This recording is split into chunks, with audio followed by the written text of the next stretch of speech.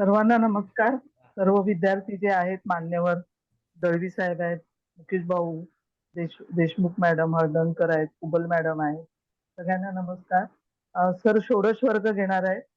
तर षोडश वर्ग हे सूक्ष्मता प्रत्येक कुंडलीची आणि प्रत्येक भावावरून ज्या गोष्टी विचार करतात त्याची सूक्ष्मता जी काही आहे ती वर्ग कुंडल्या ज्या आहेत त्याची सखोल अभ्यासाने ते प्राप्त होतं.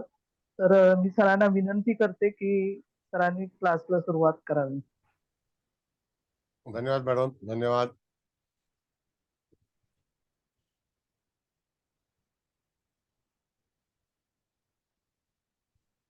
नमस्कार चव्हाण मॅडम, तुमचं स्वागत आहे आणि आपले सगळे काही सभासद आहेत त्यांचं सुद्धा स्वागत आहे. आज आपण आता षष्टांश आणि अक्षवेदांश अशा दोन कुंडल्या शिकणार आहोत. तर त्या ह्याच्यामध्ये दोन कुंडल्यांचा जो फलादेश आहे तो कसा करावा या बाबतीमध्ये आपण विचार करणार आहोत. तर पहिला सगळ्यांचं स्वागत करतो. दळवी साहेब आहेत, मुकेश भाऊ आहेत, कुबल मॅडम आहेत, हळदणकर मॅडम आहेत, त्याच्यानंतर देशमुख मॅडम आहेत. सगळ्यांचं मान्यवरांचं सगळ्यांचं स्वागत आहे. आणि आपल्याला दोन कुंडल्या शिकायच्या आहेत आणि दोन कुंडल्यांचं जे कंपॅरिझन आहे ते करायचं आहे. आता ही जी कुंडली आहे तर त्या कुंडलीमध्ये आपल्याला दोन्ही बाबी बघायच्या आहेत. एखाद्या वेळेला कदाचित कधी कधी दोन अपत्य जन्माला येतात. तर एक अक्षवेदांश कुंडली जी आहे ती 45 कलेची कुंडली आहे आणि दुसरी जी आहे ती 30 कलेची कुंडली आहे. मग आता अशा वेळेला षष्टांश जो आहे तर एका राशीचे 60 भाग होतात. असेच अख्ख्या संपूर्ण कुंडलीचे 720 भाग होतात. आणि दुसरी जी कुंडली आहे अक्षवेदांशची तर त्याच्यामध्ये 540 भाग होतात. म्हणजे त्यावेळेला आपल्याला बघितलं पाहिजे की 45 कला आणि 60 कलेमध्ये अंतर जे आहे तर ते किती आहे. तर ते अंतर आपण जर पाहिलं तर त्या ठिकाणी तुम्हाला दिसेल की 15 कलेचं अंतर आहे. मग 15 कलेच्या अंतरामध्ये खरोखर काय फलादेश मिळतो तर त्याच्यामध्ये आपल्याला एक बघायचं आहे की जसे एका राशीचे 60 भाग केले जातात, एका राशीचा अंश किती आहेत तर 30 आहेत. त्याच्यामध्ये कलामध्ये जर आपण विचार केला तर 1800 कला होतात. तर 1800 कला भागिले 45 आणि 1800 कला भागिले 60. मग अशा तऱ्हेने ती कुंडली जी आहे ती आपल्याला विचार करायची आहे. म्हणजे एका ह्याला षष्टांशामध्ये आपण जर बघितलं तर तिथे 60 भाग आल्यानंतर त्या 60 भागाचे 720 भाग होतात. जरा स्वतःचा आवाज बंद करा. 120 भाग होतात आणि 120 भागामध्ये जे अंतर आहे तर ते 15 कलेचं आहे. मग आता अशा वेळेला जर समजा जुळी मुलं जन्माला आली तर अगोदर आलेलं बाळ जे आहे तर त्यावेळेला तुम्हाला अक्षवेदांश कुंडलीचा विचार करायचा आहे आणि त्याच्यानंतर दुसरं जे बाळ जन्माला येईल तेव्हा षष्टांशाचा विचार करायचा आहे. तर अशा तऱ्हेने कुंडलीचं जे काही फलादेश आहे तो फलादेश किती याच्यामध्ये बदलतो. आता ज्याप्रमाणे आपण पाहिलं तर त्या ठिकाणी तुम्हाला कळेल ह्या याच्यामध्ये अक्षवेदांश आणि षष्टांशामध्ये कशा रीतीने बदल होतो. तर दोन्ही कुंडल्या मांडलेल्या आहेत. मगाशी देशमुख मॅडमने मला मेसेज केला होता तर त्याच्यामध्ये धनु लग्न येत होतं. तर मॅडम असं आहे की आपण जेव्हा ऐनांश बदलतो ना तर मी कुंडली जी पाठवली तुम्हाला तर ती लहरी ऐनांशाची आहे, लहरी आणि जी तुम्ही कुंडली पाठवली त्याचे ऐनांश भिन्न आहे. तर त्याच्यामध्ये सॉफ्टवेअरचा तो फरक आहे. हरकत नाही, प्रत्येक सॉफ्टवेअरमध्ये कला विकलेचा फरक येतो. तर आपण ही जर कुंडली जी आपण पाठवली आहे तर ती बघितली तर ती 29 अंशाची कुंडली आहे. लग्न ना? हा 29 अंश आणि समथिंग कला. त्याच्यामुळे ते एक्झिट मध्ये आहे. आणि तुम्ही जो पाठवलेली कुंडली होती ती 0 अंशाचं लग्न होतं. शून्य अंश. काही कलेचं लग्न होतं. तर त्या काही कलेमध्ये सुद्धा त्या ठिकाणी आपल्याला जाणवतं की खरोखर अशी गोष्ट कशी होऊ शकते. तर त्या ह्याच्यामध्ये जेव्हा ऐनांश बदलतात त्यावेळेला कुंडलीचं जे काही चक्र आहे तर त्याची स्थानं बदलतात, ग्रहांची गती बदलते. तर जसं ह्या कुंडलीमध्ये आपल्याला बघितलं तर सप्तम स्थानामध्ये जे आहेत तर ते 3 ग्रह आलेले आहेत. गुरु मंगळ शुक्र. आणि एक जर अंश पुढे गेला असता की काही कला पुढे गेल्या असत्या तर त्या ठिकाणी लगेच लग्न बदल झाला असता.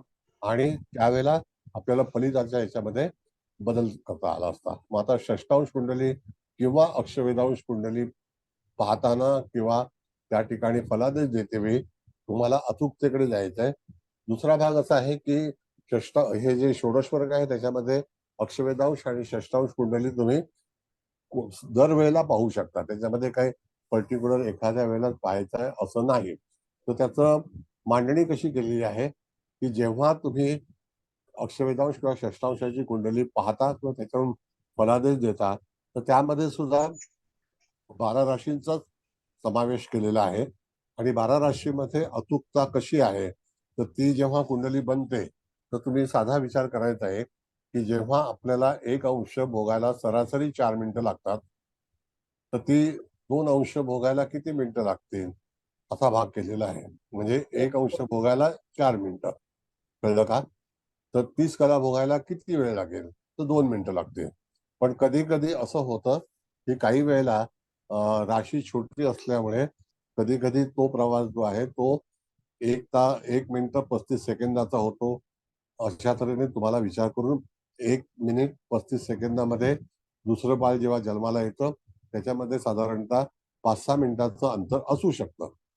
किंवा तुम्हाला जर ह्याच कुंडलीवरून फलादेश द्यायचा असेल तरी सुद्धा प्रत्येक वेळी मूळ कुंडली आणि षष्टांश किंवा अक्षवेधांशामध्ये आलेले ग्रह हे काय सुचवतात तर ज्यामध्ये आपल्याला म्हणतो आपण की जी अॅक्युरेसी आहे तर ती अॅक्युरेसी तपासता वेळी तुम्हाला असा विचार केला पाहिजे की जेव्हा एक 12 राशीमध्ये आपण जेव्हा सेकंदाचा विचार करतो पहिला आपण मिनिटाचा विचार केला होता पण आता इथे सेकंदाचा विचार केला तर त्याच्यामध्ये सुद्धा फलित बदलतं. शेवटी घड्याळाचे काठेमध्ये 60 सेकंदच आहेत, नंतर 60 मिनिटच आहेत आणि 1 तास होतो आणि मग 24 तासाचा 1 दिवस होतो.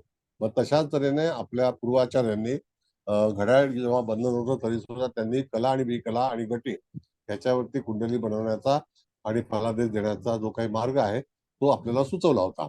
आणि ही पद्धती जी आहे ती आपल्याला अचूकतेकडे घेऊन जाते. म्हणून त्या ठिकाणी तुम्हाला अचूक उत्तर द्यायचं असेल तर मुळामध्ये षष्टांश आणि अक्षवेधांशाचं फलित सांगतो तुम्हाला. जर आयडेंटिटी आपल्याला पाहायची असेल एखाद्या व्यक्तीची, समजा एखाद्या व्यक्तीचं लग्न जे आहे ते लग्न मकर आहे. आता त्याला त्या ह्याच्यामध्ये सगळेच गुण मकरेचे असतील असं नाही. कळलं का? तर कधी कधी मकर राशीमध्ये षष्टांश किंवा अक्षवेधांश हा जर बदल झाला आणि त्यावरून त्या ठिकाणी तुम्हाला कळेल की खरोखर जातकाच्या जीवनामध्ये पर्टिक्युलर ती रास आणि ते लग्न ह्याच्यामध्ये गणित करून तुम्हाला कळलं पाहिजे की अचूकता कशामध्ये आहे.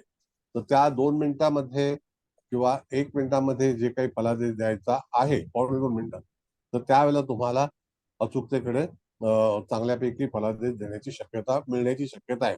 म्हणजे राशीचे गुण आणि त्या ह्याच्यामध्ये आपण जेव्हा षष्टांश कुंडलीचे गुण म्हणतो आणि त्यावेळेला स्थानं बदलली जातात पण तरी सुद्धा त्याच्यामध्ये 2 पद्धती आहेत. मूळ कुंडलीवरून एखादा ग्रह षष्टांशामध्ये कोणत्या षष्टांशामध्ये आलेला आहे तसंच मूळ कुंडलीमधून एखादा ग्रह कोणता अक्षवेधांशामध्ये आलेला आहे तर त्याकरता तुम्हाला जरी एखादा ग्रह हा जर समजा वृषभ राशीमध्ये तुम्हाला 3 ग्रह आढळत असतील तरी सुद्धा त्यांच्यामध्ये षष्टांशामध्ये त्यांची स्थिती कशी आहे त्याच्यावरती पूर्णपणे फलादेश द्यायचा आहे. कदाचित ह्या कुंडलीवरून 2 व्याख्याने होतील कारण का एकामध्ये ते पूर्ण होणार नाही. तर आपल्याला आता सुरू करूया. मुकेश भाऊ तुम्ही ते पत्रिका लावा एक आणि त्या ह्याच्यावरती आपण विवेचन करू. पहिला तारीख लावा. हा, व्हेरी गुड.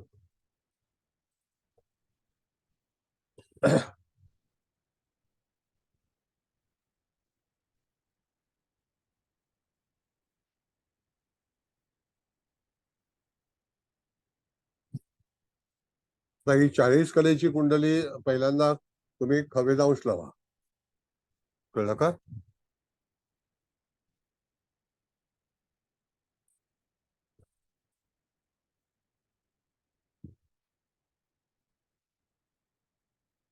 चाळीस कला आणि 30 कला. आता बघा ही कुंडली कोणती आहे मुकेश भाऊ? ते दिसत नाही इथे आकडा. तर ही अक्षवेधांश. अक्षवेधांश आहे. अक्षवेधांश. अक्षवेधांश आहे ना. हा, मग आता जर अक्षवेधांश कुंडली असेल तर ती कुठून आलेली आहे तर एक लक्षात घ्या, वृश्चिक लग्नातून हा अक्षवेधांश मेष आलेला आहे. आलं लक्षात? होय सर. हा, म्हणजे त्या ठिकाणी आपण जर मूळ कुंडली पाहिली तर त्या ठिकाणी ते 29 अंशाचं लग्न आहे. त्याच्यातून 40 कलेची जी कुंडली बनलेली आहे आपल्या समोर, तर ती 45 कलेची जी कुंडली आहे तर त्या कुंडलीमध्ये तुम्हाला कळलं पाहिजे की खरोखर कोणत्या गोष्टीचा त्याचा विचार करायचा आहे. तर आता असा विचार करताना 40 कलेची जी कुंडली आहे त्याच्यातून तुम्हाला निवड करायची आहे की जातकाचा कुठला ग्रह कोणत्या याच्यामध्ये गेलेला आहे. कळलं का? आलं लक्षात? होय सर. लक्षात आलं का? हो सर. हो. हा. म्हणजे त्या ठिकाणी आपण जर पाहिलं तर वृश्चिक लग्न होतं, त्याच्यातून हे मेष आलेलं आहे. मग आता मेष आलंय म्हणजे अक्षय वेदांशामध्ये D45 हा जो चार्ट आहे तर त्याच्यामध्ये 540 कुंडल्या बनतात. कळलं का?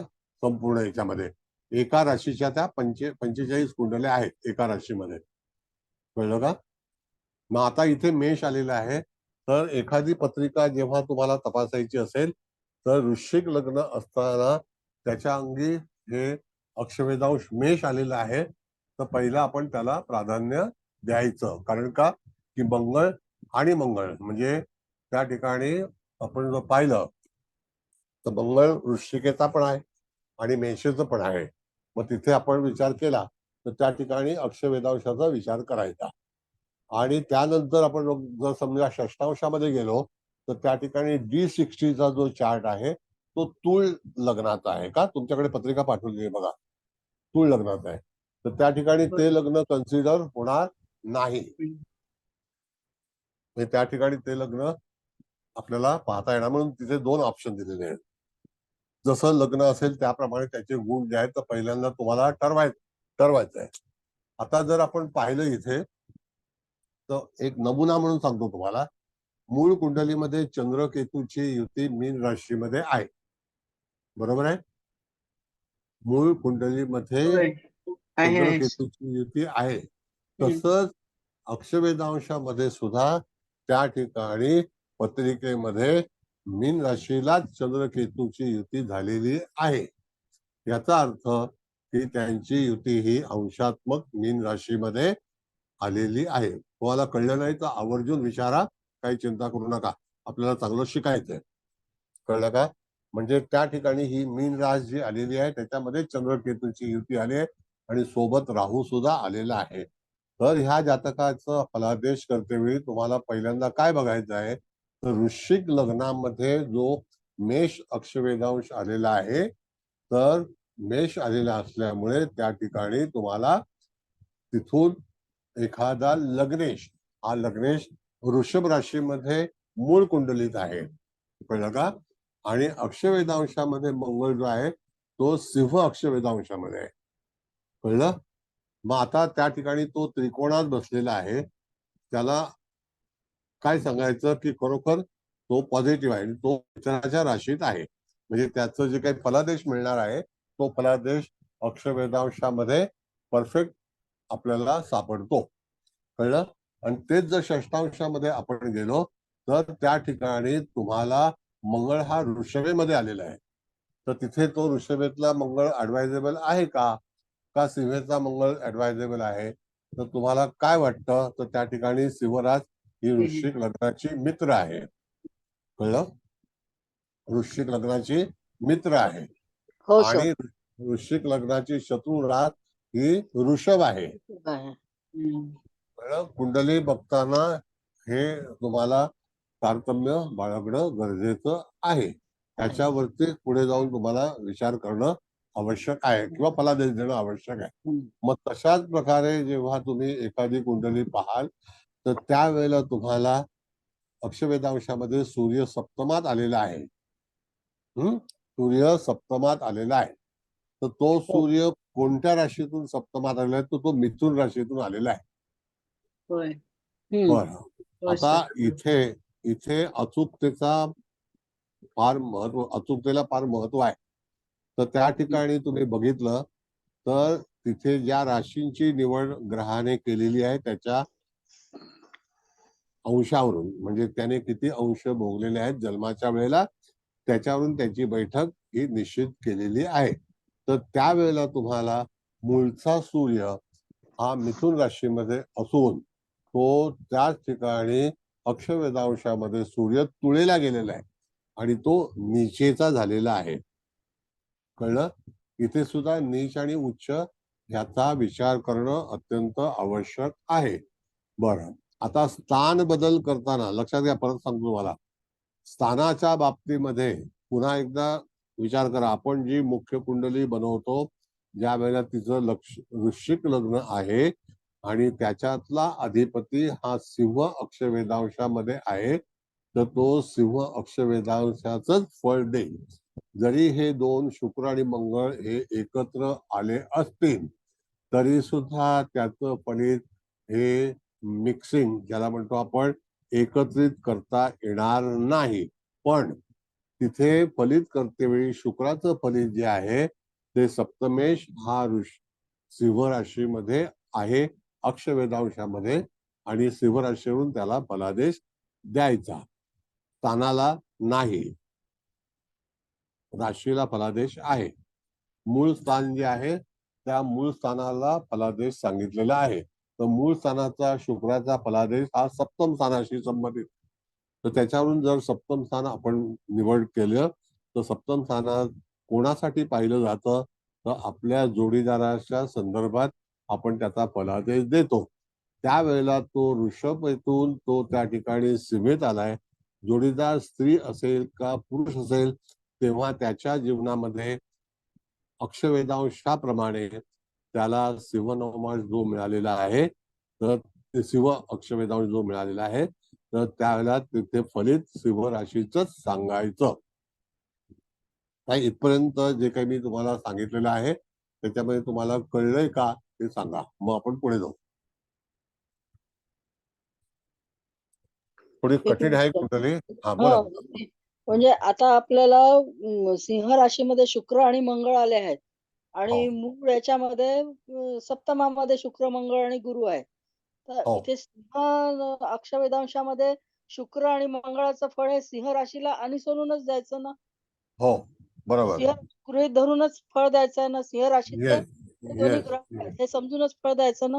हो हो नक्की नक्की नक्की ओके नक्की. ओके. म्हणजे इथे मॅडम कसं आहे माहितीये का, हा की आता ही एक कुंडली जी अक्षवेधांश आहे ती 45 कलेची कुंडली आहे, बरोबर आहे. हो हो आता 45 कलेमध्ये सुद्धा त्यांचं अंतर मूळ कुंडलीमध्ये जरी दूरचं असलं, म्हणजे 0-0 आणि 0-8 अंशाचा फरक आहे, तरी सुद्धा ते अक्षवेधांशामध्ये एकत्र एकच आले. राशीमध्ये आलेले आहेत. हम्म. तर त्या ठिकाणी मंगळ आणि शुक्र हे दोन्ही ग्रह मूळ पत्रिकेत एकत्र आहेत आणि अक्षवेधांशामध्ये सुद्धा ते एकत्रच आलेले आहेत. मग इथे वर्गोत्तम पकडायचं यांना? नाही, वर्गोत्तम वगैरे हा भाग नाही आहे याच्यामध्ये, पण नाही ते का? त्या राशीच फळ देणार. हा ते त्या राशीच फळ देणार.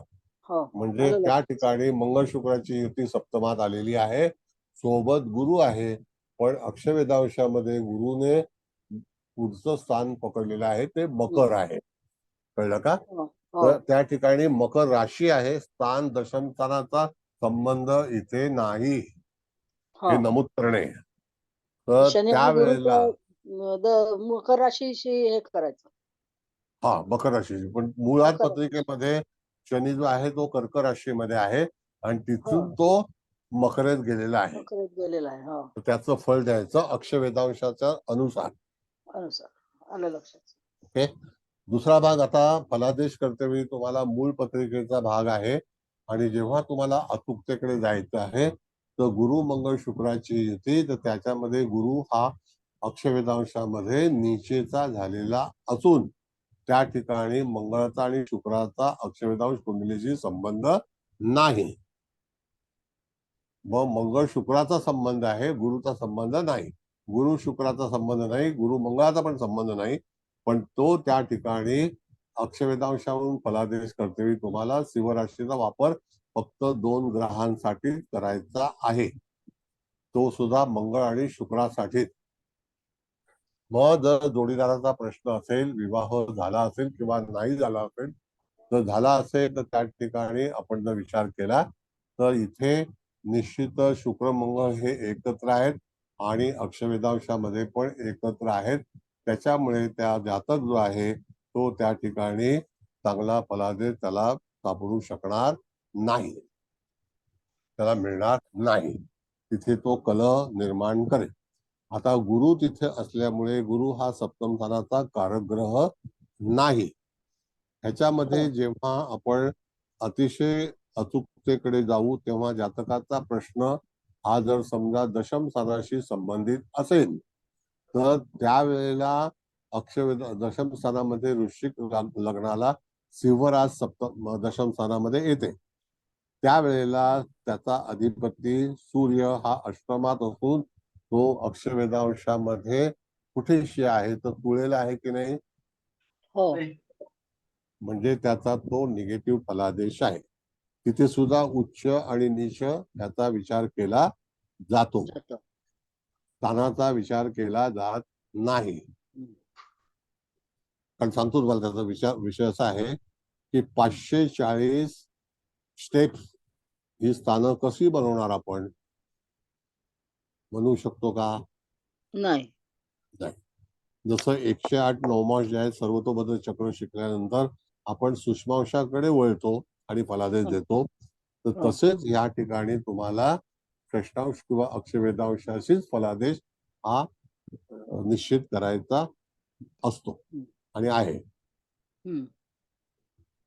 कळलं नसेल तर अवश्य विचारा.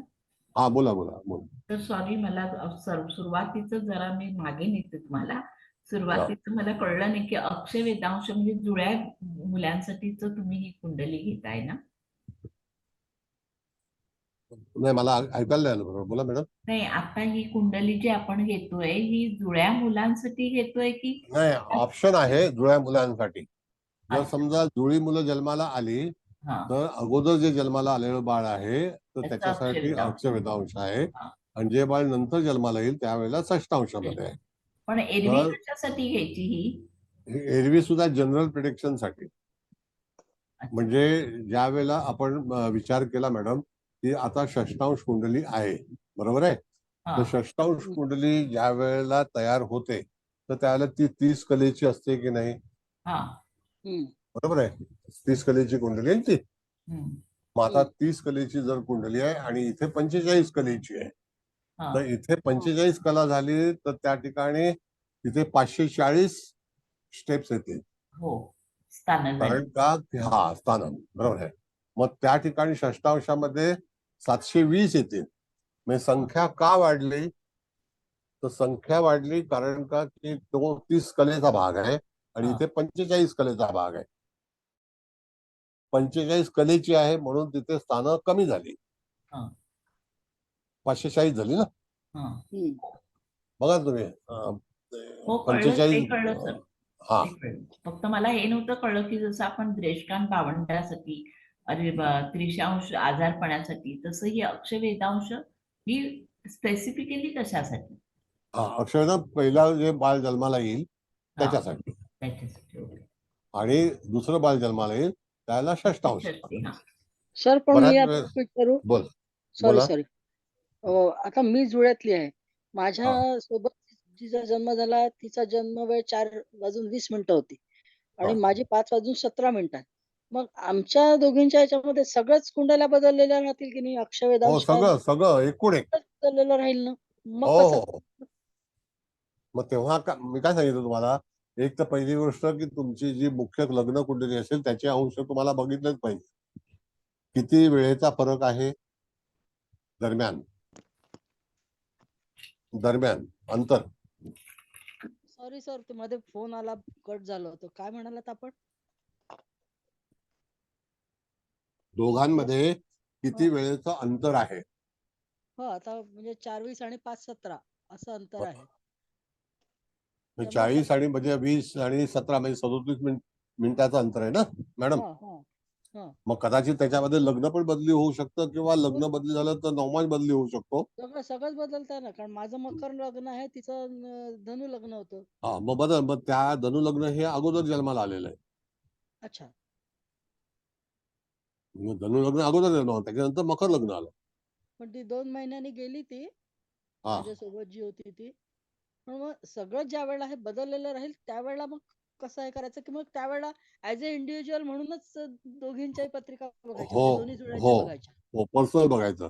आता जर हा एवढा वेळ असेल मध्ये आणि हा हा. लग्न जर बदल होत असेल तर हो त्यावेळेला तुम्हाला पर्टिक्युलर तीच कुंडली पाहता आली पाहिजे. कारण तेव्हा जेव्हा एकाच लग्नामध्ये 2 बाळं जन्माला येतात हा. त्यावेळेला तुम्हाला अक्षवेधांश आणि षष्टांशाचा विचार करायचा विचार असतो. करायचा. हा. पण आजकाल सीझरनी बरोबर आहे. लगेचच हे होतं ना. हम्म. आमची नॉर्मल डिलिव्हरी होती, त्याच्यामुळे तो तितका वेळ लागला. पण आजकाल सीझर मध्ये ताबडतोब दोन्ही बाळं काढल्या जातात, तर मग त्यावेळेला आपल्याला हे अक्षवेधांश आणि ही षष्टवेधांश यांची उपयोग हा, होतो. षष्टांशाची करायची. हा. बरोबर. बरं. ओके हा, सर, कोण आलं आणखी लक्षात. कोण बोलतो? बोला. तर एक प्रश्न असा आहे माझा. हा, हा, अं, बोला. हा. तर आता हे जे अक्षवेधांश आणि षष्टांश तुम्ही सांगितले हे आपण हो जन्मवेळी पाहतो.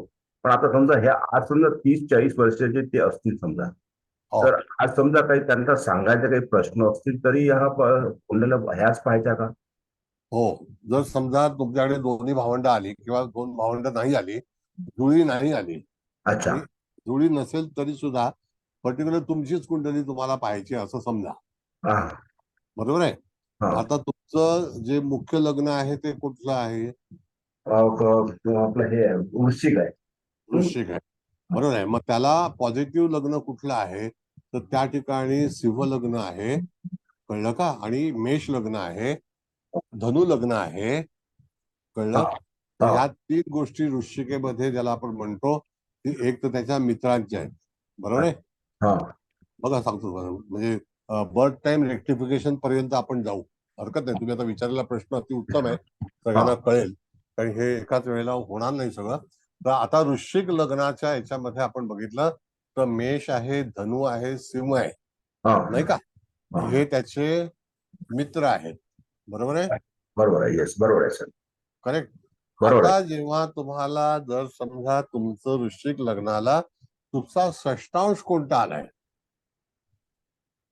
ते आता समजा ही आपण हेच उदाहरण घेतलं समजा, हा. हे तर दुसरं नाही आहे माझ्याकडे, पण हेच घेतलं हा. तर सांगितलं तुम्हाला मगाशी सांगितलं की तिथे जो आलेला मेष तो पॉझिटिव्ह आहे, त्याच्यावर हो. विचार करायचा. बरोबर आहे. बरोबर आहे. हा. अच्छा. आता वृश्चिक लग्नाला पॉझिटिव्ह कोण आहे? तर सिंह, हो. वृश्चिक, हा मेष आणि धनु. हा, धनु आहे. बरोबर आहे. कळलं का? हो. मग तुम्हाला 4 ऑप्शन्स आहेत आणि 4 ऑप्शन्स तुम्हाला निश्चितच बर्थ टाइम रेक्टिफिकेशन मध्ये आढळतील. अच्छा. बघा, तुम्ही प्रयत्न करून बघा. बर बर बर. हा हा म्हणजे अचूकतेकडे जाण्यासाठी आता आधी गोष्ट आहे साहेब की एक षष्टांश भोगायला अंदाजे हा अंदाजे 2 मिनिटं लागतात, त्याच्यापेक्षा कमी पण लागतात कधी कधी, राशीवरती अवलंबून आहे. अच्छा. बर. कळलं? आता 2 मिनिटांमध्ये तुम्हाला रेक्टिफिकेशन करायचं असेल आणि जर समजा तुम्हाला जन्माच्या वेळेला कन्या राशी आली असं समजा, हा कशामध्ये? अक्षवेधांशामध्ये हा किंवा षष्टांशामध्ये, हा. तर तुम्हाला 2 राशी पुढे गेल्यानंतर वृश्चिक येईल हो. आणि 1 रास मागे गेल्यानंतर सिंह मिळेल. तुम्ही बघा हा परत सांगा, आहे की नाही? बरोबर आहे. मग 1 रास मागे जाताना तुम्हाला अंतर किती झालं? तर 2 मिनिटाचं, कदाचित 1.5 मिनिटाचं पण होईल, कदाचित 1 मिनिटाचं पण होईल. हो, शक्य आहे. म्हणजे 1 मिनिट मागे गेल्यानंतर सुद्धा त्या ठिकाणी तुम्हाला सिंह ह्युमरस. हा षष्टांश आढळेल. बरोबर आहे. सिंह आढळेल. मग तुम्हाला ते पर्टिक्युलर टायमिंग अकॉर्डिंग टू तुम्ही जो काही ऐनांश वापरत असाल हा. त्यावरून ते लग्न निश्चित करायचं असतं. बरोबर. अच्छा. थोडंसं अजून पुढचं लेक्चर जाईल याच्यामध्ये, पण तुम्हाला पूर्ण कळणं गरजेचं आहे. बरोबर. Okay okay. नाही, आलं बरंच लक्षात आलं आता. ओके. म्हणजे बर्थ टाइम रेक्टिफिकेशन करतेवेळी तुम्हाला षष्टांश आणि अक्षवेधांशाचा वापर करायचा आहे, तो टाइम रेक्टिफिकेशन साठी. बरोबर आहे.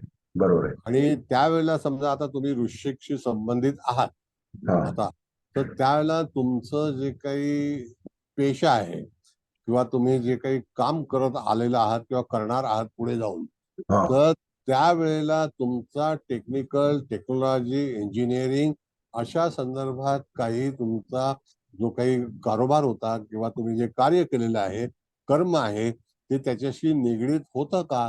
केमिकल समजा, फर्टिलायझर्स म्हणा, पेट्रोलियम प्रोडक्ट म्हणा, याच्याशी संबंधित होतं का काही? नाही, तसं काही नव्हतं तसं. मग बँकिंग तुम्ही बँकिंग क्षेत्रामध्ये. मग बँकेत गेलात तर तुम्हाला धनु पकडायचं, प्रशासन केलं तर सिंह पकडायचं. सिंह. Yes. You got it? Yes sir. Yes sir. हा, म्हणजे तुमचा प्रोफेशन हा अचूक कशाकडे असेल, हा हा हा नेमका डॉक्टर असेल, मेडिसिन असेल, फार्मा असेल, हा गॉट इट? तर त्या पूर्णपणे 30 अंशाच्या राशीमध्ये सगळ्या गोष्टी दडलेल्या आहेत. आणि नंतर तुम्हाला बघायचं आहे की तुमचा जे काही लग्न तुम्ही निश्चित केलं, हा त्याच्यानंतर त्याचा अधिपती हा कुठल्या षष्टांशामध्ये किंवा अक्षवेधांशामध्ये विराजमान असेल, ते तुमचं जीवनभरचं फलित. Okay sir. Yes. Thank you very much. कळलं? म्हणजे येस. मनुष्याचं जसं आता ह्या व्यक्तीच्या ह्याच्यामध्ये आपण बघितलं तर मेष लग्न आलेलं आहे अक्षवेधांशामध्ये, हो. आणि त्याचा अधिपती सिंह राशीमध्ये गेलेला आहे. तर सिंह रास ही मुळातच कशासाठी आहे याचं फलित माहिती असणं आपल्याला गरजेचं आहे. Yes sir. बरोबर आहे. हा, डॉक्टर मॅडम बोला. नमस्ते सर. नमस्ते. सर मला विचारायचं होतं की आता आपण हे अक्षवेधांश तुम्ही सांगितले, त्याच्यामध्ये आपण कुठल्या ग्रह हा कुठल्या राशीमध्ये गेला हे बघायचं, भाव बघायचं नाही का मग सर? म्हणजे भावाचा असं. भाव नाही बघायचा, भाव नाही बघा. असंच आहे, एक सांगतो तुम्हाला. There is one cavity. आपलं एक घर असतं किंवा आपलं एक लिव्हिंग रूम असतं, त्यावेळेला आपली पोझिशन कुठे आहे? जेव्हा आपण एखाद्याच्या घरामध्ये जातो किंवा आपल्या घरामध्ये असतो, तर आपलं लोकेशन नेहमी ठरलं असतं की मी इथेच बसणार. ऑप्शनल काहीतरी आपल्याला दुसरीकडे बसावं लागतं. तसाच हा बरोबर. ग्रह जो आहे तो मूळ राशीमधून आलेला आहे, आणि त्याची बैठक या 12 राशींमध्ये कोणत्या राशीशी संबंधित आहे, त्या राशीचा फलादेश त्या ठिकाणी त्याला प्राप्त करावा मिळेलच, हं. Okay sir. भोगावं हो लागेल. सर. हो समजलं. कळलं? हो सर. नेक्स्ट कोण आहे? गणितीच्या हा, बोला बोला बोला. हा शनी जो म्हटला आहे त्याचा चतुर्थ चंद्र मीन राशीमध्ये जो आहे त्या हं. मीन राशीच्या चंद्रावरती दृष्टी आहे, आणि मंगळाची पण दृष्टी चंद्रावरती येते. आपण असं विचार करू शकतो का की ते फळ देताना 12 राशीचा मीन राशीचा दोन मिनिटं थांबा तुला. राशीमध्ये मला- गेल्यामुळे त्याचं फळ कमी मिळेल का? दोन मिनिटं. आता चंद्र हा केतुयुक्त आहे, तो केतुयुक्तच झालेला आहे. आता तुम्हाला काय म्हणायचं तर सांगा. मूळ कुंडलीचं बघा, नाही म्हणजे त्याच्यामध्ये दृष्टी चंद्र बघायची नाही. चतुर्थ स्थानाचा चंद्र कुठे चतुर्थामध्ये आहे? मूळ केतुयुक्त आहे तर कुंडली. शनीच्या दृष्टीमध्ये अहो मूळ साहेब, कुंडलीचा शनी नाही विचार घ्या. त्याच्यामध्ये दृष्टी बघायची नसते अक्षवेधांशामध्ये. चालेल सर, काय हरकत नाही. आलं लक्षात. अक्षवेधांशामध्ये दृष्टी पाहायची नसते. कुंडल्यातल्या ज्या हो. काही दृष्ट्या आहेत त्या मूळ कुंडलीवरूनच तिथे फलित देतात. कळलं का? आणि ज्या काही हो सर, आलं. गोष्टी ठरवलेल्या आहेत त्या मूळ कुंडलीच्या आधारावरतीच आहे. मग आलं सर इथे लक्षात. धन्यवाद. चंद्र आणि केतूची युती आहे, त्याचा फलादेश या जातकाला भोगावाच लागेल. आणि त्यानंतर तीच युती 12व्या स्थानामध्ये सुद्धा अक्षवेधांशामध्ये झालेली आहे. म्हणजे ती युती चांगली होत नाही, तिचा फलादेश चांगला मिळत नाही. Got it? ओके सर, आलं लक्षात. धन्यवाद. बरं.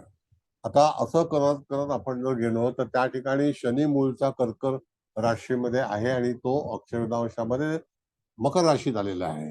शनी हा भाग्यस्थानाच्या बाबतीमध्ये आपण विचार करतो, कारण तो भाग्यस्थानामध्ये विराजमान असल्यामुळे त्या ठिकाणी जातकाचा भाग्योदय कशा संदर्भात असेल तर मकर राशी ही सरकारी क्षेत्राची आहे, इंजिनिअरिंगची आहे, इन्फ्रास्ट्रक्चरची आहे, जे काही त्या ठिकाणी राजकारण आहे अशा बाबतीमध्ये सुद्धा जातकाला जाण्याचा प्रसंग येतो किंवा जातक तिथे प्रवेश करतो का. आणि जर तोच शनी समजा धनुराशीमध्ये असता तर त्याला त्या ठिकाणी 45 कला भोगण्यासाठी किती वेळ लागला असता, तर साधारणतः 20 दिवस लागले असते. तर 20 दिवसाच्या अंतर आलं की नाही मध्ये बघा, 20 दिवस म्हणजे पुष्कळ झाले ना.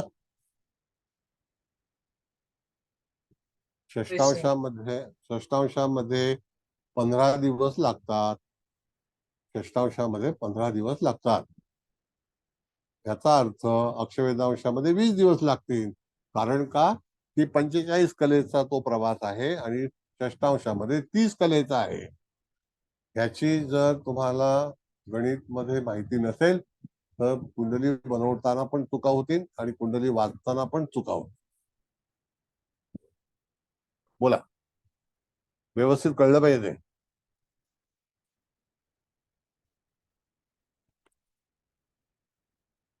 प्रत्येक ग्रहाची गती ठरलेली आहे. त्याच्यामध्ये गोचर सुद्धा अप्लाय होतं, नाही होत असं नाही. गोचर पण आपण शिकणार आहोत. जर अजूनही कोणाला काही कल्पना येत नसेल तर सांगणे. सर मी एक विचारू का? हा बोला ना. सर आपण आता जसं लग्नेश ज्या राशीमध्ये गेला षष्टांशामध्ये त्या दिशेने आपलं आयुष्य असेल असं आपण म्हणतो. मग तसंच बरोबर. आपण एकीकडनं आपलं प्रोफेशन सुद्धा म्हणू शकतो का? शनी ज्या Yes. राशी षष्टांशामध्ये गेला. हो, नाही आता शनीचं बघा, भाग्यस्थानाचा अधिपती हा चंद्र आहे, पण भाग्यामध्ये बसलेला शनी आहे आणि तो मकर अक्षवेधांशामध्ये आलेला आहे की नाही? हो बरोबर आहे. मग हो. तुम्हाला शनीचं फलादेश भाग्यस्थान हे कधी सोडायचं नाही, कारण मूळ कुंडलीमध्ये शनी भाग्यस्थानामध्येच उपस्थित आहे. कळलं? हो. आणि तो मकरेत गेलेला आहे, तर ह्याचा अर्थ तुम्हाला भाग्यासाठी विलंब लागेल. जर जेव्हा तुम्ही एखाद्या इन डिटेल्स मध्ये जाता आणि शोध घेता त्यावेळेला तुम्हाला कळेल की अशा वेळेला हा डिले का होतोय.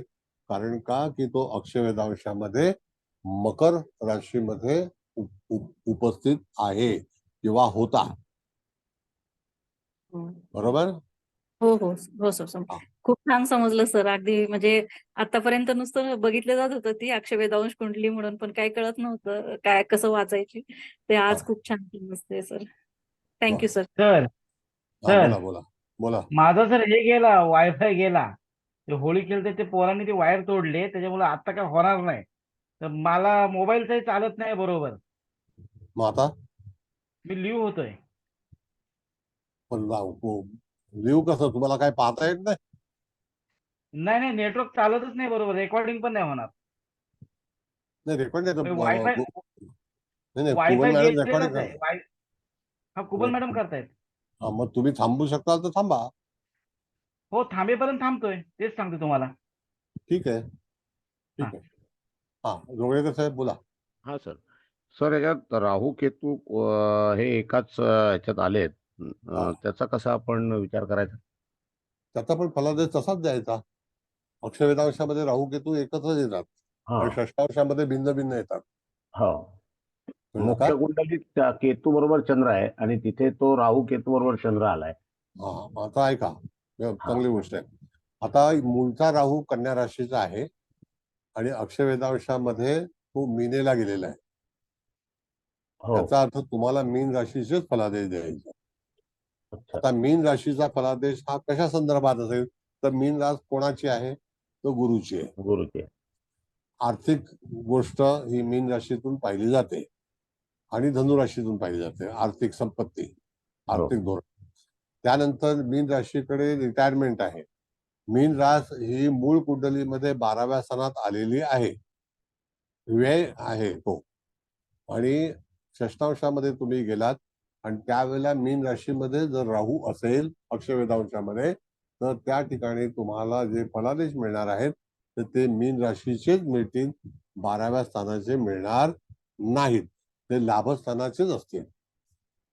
इथे षष्ठांश आणि अक्षवेधांशामध्ये स्थानाला महत्व नाही, राशी ज्या आलेल्या आहेत त्या राशीच्या स्लॉटला महत्व आहे.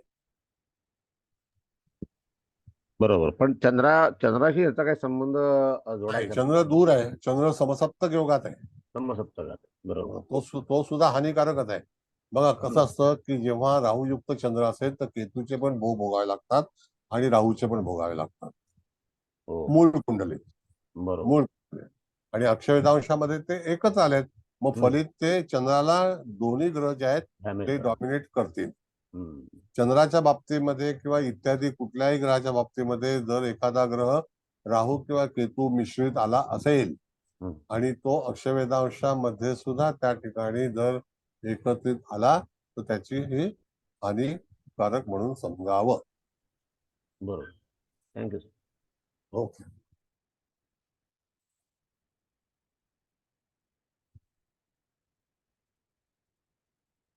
मग काही वेळेला काय माहितीये का, ही कुंडली डोक्यावरून जाते, कळलं का? बर, नेक्स्ट कोण विचारायचं आहे कोणाला? तर मी आठवण केलंय. हा बोला. याचा अर्थ आपण असा समजायचा की मूळ कुंडलीत जे स्थान त्या ग्रहाला लागलेलं असेल हो आणि जी रास असेल तर त्यांचा तर विचार करायचाच, आणि शिवाय अक्षवेधांशात ते ज्या राशीत पडलं असेल त्याचाही विचार बरोबर. करायचा. नक्की. असं कॉम्बिनेशन करून जे काय सांगायचं असेल ते सांगायचं. आता गेल्या वेळेला आपण खवेदांश कुंडली शिकलो होतो मॅडम, त्याला वृश्चिक लग्नाची कुंडली मांडली होती आणि बरेचसे ग्रह वृश्चिक राशीमध्येच होते. त्यावेळेला तिथे गोचरीतून जाताना त्या खवेदांशाचा विचार तिथे केला गेला होता, कळलं? तशाच प्रकारे जेव्हा तुम्ही अक्षवेधांशाचा विचार कराल तर तिथे सुद्धा तुम्हाला असाच विचार केला पाहिजे. जर समजा गोचरीने आपण जेव्हा विचार करू तर ऐका, गोचरीचा विचार करायला अतिशय सोपं आहे, कठीण नाही. आता इथे आपण जर पाहिलं की चंद्र हा किती अंशाचा आहे, तर 26 अंशाचा आहे, बरोबर? जर तिथे एखादा दीर्घ मुदतीचा ग्रह हा जर भ्रमण करत असेल तर त्या चंद्रावरती 45 कला किंवा 60 कलेला जाताना किती कालावधी लागेल? जसं राहू समजा जाणार आहे गोचरीचा, बरोबर आहे, त्यावेळेला राहूला 1 अंश भोगण्यासाठी 18 दिवस लागतात, षष्ठांशामध्ये 9 दिवस लागतात, कळलं? आणि अक्षवेधांशामध्ये 12 दिवस लागतात, बरोबर. कारण तो 45 कलेचा भाग आहे. बघा, जर समजा डोंबिवली माझ्या घरापासून 60 किलोमीटर आहे आणि ती घाटकोपर पासून ती 44 किलोमीटर आहे, तर 16 किलोमीटरचं अंतर कमी झालं ना. बरोबर. मग तशाच प्रकारे तुम्हाला 45 कलेचा आणि 60 कलेचा विचार करणं गरजेचं आहे. 30 कलेचा षष्ठांश म्हणजे 30 कलेचा, म्हणजे 30 आणि 45 मध्ये 15 कलेचा फरक आहे ना तो. बर, आता हा भाग झाला गोचरीचा, म्हणजे एखादा ग्रह पुन्हा त्याच राशीमधून भ्रमण करत असेल त्याच वेळेला तुम्हाला त्या बाबतीमध्ये फलादेश देतेवेळी पर्टिक्युलर त्या अंशाला येण्यासाठी किती कालावधी लागेल आणि तो किती काळ थांबेल, बरोबर, असा विचार करायचा. जोगळेकर बोला. सर, आपण मूळ कुंडलीमध्ये जेव्हा बरेचसे ग्रह एका स्थानामध्ये एखाद्या राशीत आपण म्हणतो तेव्हा आपण म्हणतो ती राशी खराब झाली म्हणजे त्या राशीचे गुणधर्म म्हणा किंवा त्या जातकाला तिथे भोगायला, तर या खवेदांश कुंडलीमध्ये जर का ती रास मोकळी असेल, त्या राशीमध्ये कुठलेच ग्रह नसतील, तर त्यात असा काही संबंध तिथे बारकाईने आपल्याला बघता येतो का? हो, येतो. समजा आता तुम्ही इथे वृश्चिक लग्न आलेलं आहे, मूळ कुंडलीतलं सप्तम स्थानामध्ये वृषभ आले की नाही? हो, 3 ग्रह आहेत. आता वृषभ राशीमध्ये ग्रह नाहीत असं समजूया. ओके. त्याचा अर्थ सप्तम स्थानामधून कुठलाही ग्रह कुठेही जाणारच नाही. फक्त एवढंच बघायचं की सप्तमातला जो बिंदू आहे तो खवेदांशामध्ये अक्षवेदांशामध्ये कुठला येतोय, तर त्या ठिकाणी तूळ येतोय. ओके. वृश्चिक बरोबर लग्नाला तूळ आला. बरोबर. आता हा सूर्य आलाय, हा सोडून द्या, सूर्य पकडू हो. नका. हो. पण तुळेचा लाभ हा त्याला सतत मिळणार. अच्छा.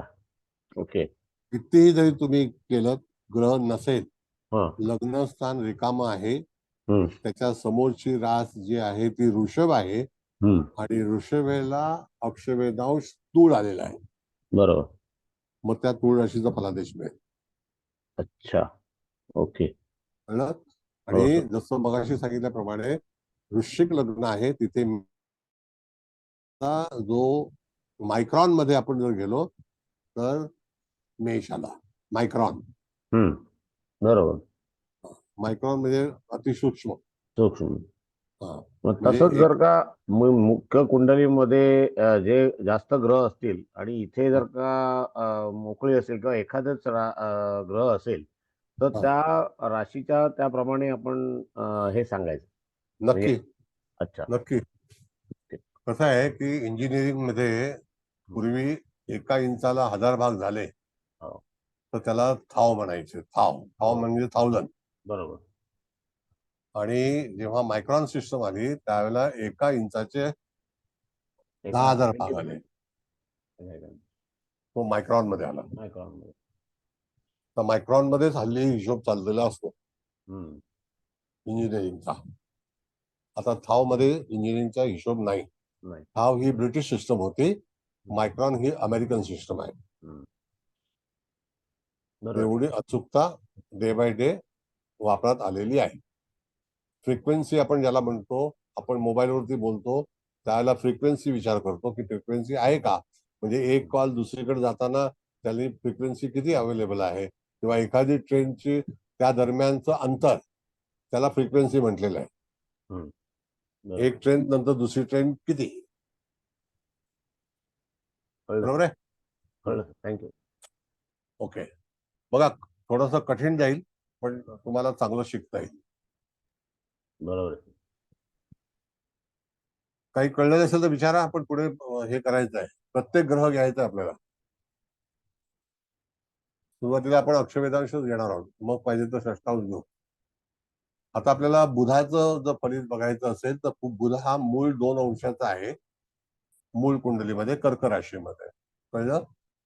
आणि त्यावेळेला अक्षवेदांशामध्ये तो कुठे आलेला आहे तर कर्क देशामध्ये आलाय. मग तो त्या ठिकाणी वर्गोत्तम झालेला आहे. Got it? तिथे स्थानाला महत्व नाही, पुन्हा एकदा सांगतो. मग बुध हा कर्क राशीच्या भाग्यात आहे, तो भाग्याचं फळ देणार आणि तो तिथे वर्गोत्तम झालेला आहे, मग त्या ठिकाणी सुद्धा तो चांगलं फळ देईल. दुसरी गोष्ट की कुठलीही रास त्याच्यामध्ये आलेला जो ग्रह हा त्या ठिकाणी राशीचा दर्जा कसा आहे त्याच्यावरून तुम्हाला बुधाचं म्हणजे त्या ग्रहाचं फलित उपलब्ध असतं. उदाहरणार्थ की मेष राशीमध्ये शनी नीचेचा आहे तर ते चटके त्या शनीला लागणारच, पण कालांतराने तो त्या ठिकाणी अक्षवेदांशामध्ये जर कर्केला गेला तर त्यावेळेला चटके कमी होतील. Got it? हो सर. नाही सर, नाही समजलं. नाही नाही काय कळलं नाही बोला. नाही, मला शनीचं पण नाही समजलं. कळलं सर, मला पण नाही कळलं. शनीचं असं नाही आहे समजलं. की मूळचा ग्रह कर्केला आहे. हो. मूळचा ग्रह कुठल्या याला पकडून सांगा. बुध म्हणताय ना तुम्ही? हा नाही बुध. सर, शनीचं सांगितलं ना सर. शनीचं बघूया. चला ठीक आहे. हा, शनी शनी हा मेषेला आहे असं समजूया. अच्छा, आणि शनी, हा, हा. मेषेला असल्यानंतर तो त्या ठिकाणी चटके लावणारच आपल्याला देणार. हो. कारण किती जरी झालं तरी सुद्धा मेषेचा शनी हा वाईट. पण तो जर अक्षवेदांशामध्ये आपण जर पाहायला गेलो तर नेमका तो कुठल्या झोन मध्ये आहे. कर्केचा आहे, सिंहेचा आहे, मकरेचा आहे, मकरेत आहे. कुंभेचा आहे. मकरेचा मकरेत आहे आहे. इथे. मकरेत आहे. नाही इथे मकरेत आहे. मग आता मकरेचंच फलित मिळेल ते. हो. आणि मकर राशी ही पृथ्वी तत्वाची आहे. 1, 4, 7, 10 मध्ये चर राशी म्हणून सांगितली जाते. तर कधी कधी फलादेश देते वेळी आपल्याला असं सांगायचं की तुम्हाला त्या ठिकाणी चर म्हणजे सतत इकडे तिकडे जाणारी रास, त्याला चर म्हटलेलं आहे. हो. स्थिर म्हणजे एकाच ठिकाणी, एकाच विचारामध्ये, एकाच मतामध्ये असणारी स्थिर, आणि द्विस्वभावी 3, 6, 9, 12 ह्या डबल माइंडेड. हो. कळलं का? मग तशाच प्रकारे तुम्हाला आणखी सांगतो, जर समजा एखादा ग्रह मिथुन राशीमध्ये असेल तर तो व्यापारी ग्रह आहे. तुम्हाला मागे पण सांगितलेलं आहे की तो व्यापारी राशीतला ग्रह आहे. तो त्याचा कल हा व्यापारामध्येच जाईल, व्यापाराकडेच जाईल. हम्म. जर वृषभेत असेल तर तो उपभोगाकडेच जाईल आणि सॉफ्ट, ज्याला आपण म्हणतो सहज, सोपं, अशा तऱ्हेने जाईल. तो जर वृश्चिकेत असेल तर कठीण मध्ये त्याचा हे जाईल. आता एक षष्ठांश किंवा एक अक्षवेधांश जाण्यासाठी कुठल्या ग्रहाला किती वेळ लागतो, एक सिंपल गोष्ट सांगतो तुम्हाला मी. जर यदा कदाचित एखादा चंद्र हा फास्ट मुवमेंट प्लॅनेट आहे, त्या ग्रहाला जर षष्ठांशामध्ये जायचं असेल तर त्याला 1 तास वाट पाहावी लागेल. आलं लक्षात? आणि अक्षवेधांश मध्ये जायचं असेल तर 1 तास 20 मिनिटं अंदाजे त्याला अवधी लागेल. म्हणजे तुम्हाला चंद्र हा 1 तासापर्यंत आपण आणला की नाही? बरोबर आहे. आता आपण सूर्याकडे जाऊया. सूर्य हा ग्रह 24 तासामध्ये 1 अंश पार करतो, 12 तासामध्ये षष्ठांश पार करतो आणि 12 आणि 3 15 तासामध्ये अक्षवेधांश पार करतो. 16 तासामध्ये, 15 ते 16 तास. आता कसं बघायचं सांगतो तुम्हाला मी. 60 कलेची राशी आहे एवढं नक्की? बरोबर आहे. त्याचे 4 भाग केले तर किती झाले? 15-15. बरोबर आहे. 6 तास आणि 12 तास किती होतात? 18 तास होतात. सूर्याला हे कन्फर्म आहे. वेळ लागला का सांगा? बघा, 2 तासाचा 1 अंश, अर्ध्या 1 तासाला 30 कला. नक्की? बरोबर आहे. 30 ची अर्धी 15 म्हणजे अर्धा तास. आणि 15 आणि 30 45 झाले की नाही? मग अक्षवेधांश आणि षष्ठांशामध्ये किती अंतर आहे? 45 कलेचं, 15 कलेचं? 15 कलेचं अंतर आहे ना? होय होय. हा. गणित सोपं आहे का कठीण आहे? होय. थोडं थोडं लक्षात येत आहे. एकदम नाही असं ते गणित लवकर असं येत कसं? बघा, आता सिंपल मेथड तुम्हाला मी शिकवलं की आहे. 2 तासाला चंद्र 1 अंश चालतो. 1 तासाला किती झाला? 30 कला. बरोबर आहे. आता 45 त्याचा अर्धा भाग म्हणजे 15 कला झाल्याला किती वेळ लागेल? अर्धा तास. अर्धा तास. बरोबर आहे. म्हणजे जिथे षष्ठांशामध्ये तो जर 1 तास घेणार असेल त्याच्यामध्ये अर्धा तास ऍड करा, तो 1.5 तास होईल. 1.5 तास. बरोबर. तसाच सूर्याचं आहे. 24 तासाला 1 अंश, हे नक्की झालं. 30 कला हे 12 तासाचं अंतर झालं. 30 कला. 30 कला 12 तासाचं अंतर झालं की नाही? त्याच्यानंतर 15 कलेला 6 तास. मग 12 तास आणि 6 तास किती झाले? 18 तास झाले. 18 तास. मग अक्षवेधांशामध्ये 18 तास लागतील. आलं लक्षात. कुठल्याही ह्याचे 4 भाग करा 4 भाग. आणि एकाचे 2 भाग करा. आलं लक्षात. 2 भागामध्ये 1 भाग मिळवा, 3 भाग तयार होतील. बरोबर आहे. आलं इथे लक्षात. गणित 60 मिनिटाचं आहे, 60 सेकंदाचं आहे. 60 मिनिटाला तुम्हाला पूर्णपणे तिथे विचार करता आला पाहिजे. अजूनही कळलं नाही का? विचारा. नाही कळलं तर काय कंटाळणार नाही मी. नाही कळलं सर. कळलं सर. कळलं सर. इझी कळलं. चव्हाण मॅडम, तुमचं काय मत आहे? एकदम शॉर्टकट. छान. मी लक्षात शॉर्टकटच ठेवायला माणूस सोपं आहे. हा, चव्हाण मॅडम, तुमची प्रतिक्रिया काय? हा बरोबर आहे सर. नुसतं बरोबर सांगू नका, काय चूक बीक काढा. काय सांगू? काही चूक रवीला वगैरे किती असेल. होतं? हा, हॅलो. हा, काय काय सांगू? मी म्हटलं काय चूक वगैरे असेल तर सांगा. नाही नाही, बरोबर आहे. सर तुम्ही चुकणार आहे का सर? तेच ना. शिकू शकतो का नाही? मी तुम्हाला मेथड सांगितली, आम्ही त्या खूप मेथडने छान शिकलेलो सांगितले, गणित. खूप छान हा सांगितले सर. आता डोक्यात फिट झाली ती. हा सोपी मेथड सांगितली सर. आम्ही असंच शिकलेलो आहोत. एकदम सिंपल, नो कॅल्क्युलेशन. काय गरजच नाही तुम्हाला कॅल्क्युलेशन करायची. अर्ध करत जायचं येस आणि सर, मस्त. ऍड करत जायचं. एकदम छान. हा काय गरज आहे सांगा मला कॅल्क्युलेशन करायची. खरंच आहे सर. शेवटी 45 कला आणि 30 हो. कला ह्याचाच डिव्हिजन आहे ना, डिव्हिजन करायचं आहे. असंच आहे. मग गोचरच्या वेळेला तुम्हाला ह्याच्यामध्ये हा बोला 45 डिवायडेड बाय 60 इंटू 24. 24 आवर 25 हा 24 45 आवर चला हा डिवायडेड बाय 60 इंटू 24 18 तास. 18 तास बस.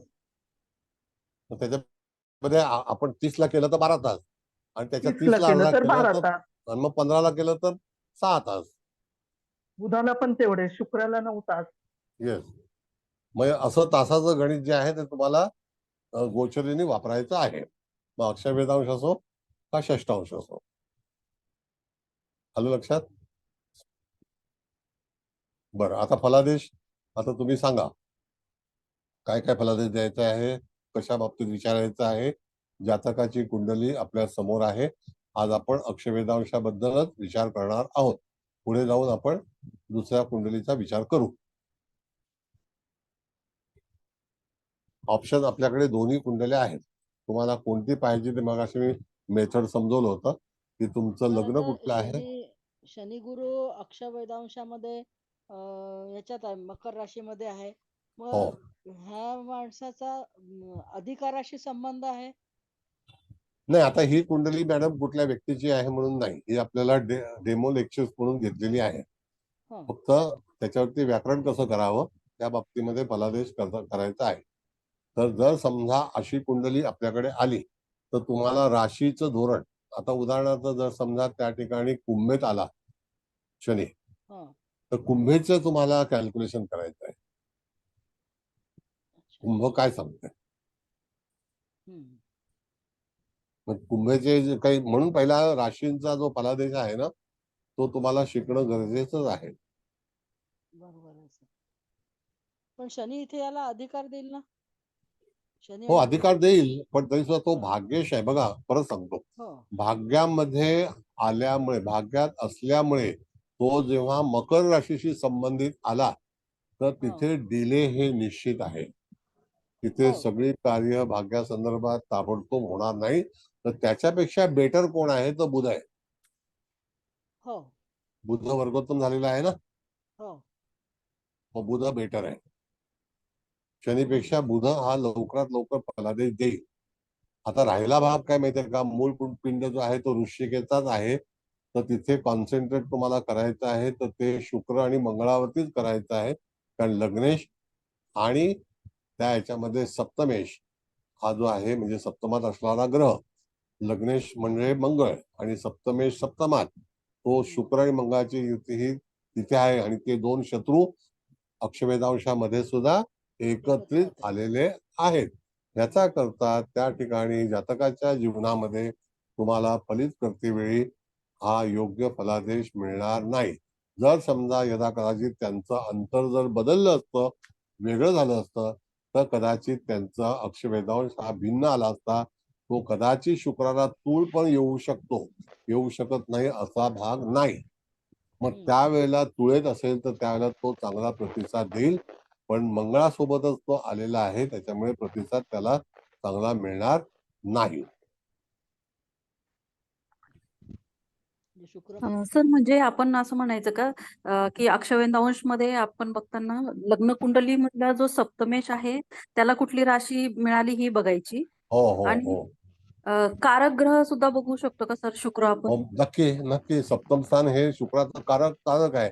आता जर समजा हे वृश्चिक लग्न नसतं असं आपण समजू, आणि जर ते त्या ठिकाणी कुंभ लग्न असतं तर सप्तमा शुक्र जरी आला असता तरी सप्तमाचं फळ हे शुक्राच्या अनुषंगाने त्याला मिळालं असतं आणि ते पॉझिटिव्ह मिळालं असतं, म्हणजे सकारात्मक. कळलं? कारण तो कारक ग्रह आहे सप्तमाचा. आणि त्याच्यानंतर आपल्याला शोधायचं आहे की सप्तमेश कुठे आहे. Got it. हो सर. मग कुंभ लग्नाला जर समजा सप्तमेश अष्टमात असेल, पुन्हा लिहून ठेवा, कुंभ लग्नाला जर सप्तमेश अष्टमात असेल तरी सुद्धा हरकत नाही, कारण मित्राच्याच राशीमध्ये आहे. त्याला अष्टम स्थान म्हणून हे करता येणार, कारण तो मित्राच्या राशीमध्ये. नंतर तो षष्टांशामध्ये किंवा अक्षवेधांशामध्ये कुठे आलाय आणि कोणत्या राशीशी आलाय त्याच्यावर त्याचं फलित निश्चित करायचं आहे. यदा कदाचित त्या ठिकाणी असणारा सप्तमेश हा तुळेला नीचेचा होतो, मग त्यावेळेला त्या ठिकाणी अक्षवेधांश किंवा षष्टांशामध्ये तो जर नीचेचा झाला तर त्याचं फलित तुम्हाला नीच ग्रह म्हणूनच विचार करायला हवा, करायचा असतो. Okay sir. Thank you sir. Thank you. आता विचारा तुम्ही, काही तुम्हाला काय वाटतं, बोला. विचारा. त्या किती ग्रह झाले. बरं, आता चला ठीक आहे. ओके, आता धनस्थानाच्या संदर्भात विचार करूया आपण. धनस्थान हे धनुराशीचं आहे. नक्की होला हो म्हणा. होय सर, होय. मूळ कुंडली. बरं आहे. हा, मग आता धनुराशीचं मूळ कुंडलीचं आहे. मग त्यावेळेला आपल्याला शोधायचं आहे की मूळ पत्रिकेमध्ये गुरु हा कोणत्या राशीत आहे, तर वृषभ राशीत आहे. बरोबर आहे. होय. हो सर. सप्तम स्थानामध्ये आहे. सप्तम स्थान हे मारक स्थान आहे. धनस्थान हे सुद्धा मारक स्थान आहे. मारक स्थानाचा अधिपती आपण मागे पण शिकलो होतो की वृश्चिक लग्नाला गुरु हा त्याचा मित्र आहे. वृश्चिक लग्नाचा गुरु हा त्याचा मित्र आहे आणि तो मारक स्थानाचा अधिपती मारक स्थानामध्येच बसलेला आहे. तर त्या ठिकाणी तुम्हाला षष्टांशामध्ये किंवा अक्षवेधांशामध्ये त्याची स्थिती काय आहे, तर तो मकरेचा झालेला आहे की नाही. मकरेचा. होय. हा, म्हणजे याचा अर्थ जातकाच्या जीवनामध्ये गुरु हा अर्थसंकल्पाचा कारक ग्रह आहे. त्या ठिकाणी जातकाला विलंब निश्चित होणार.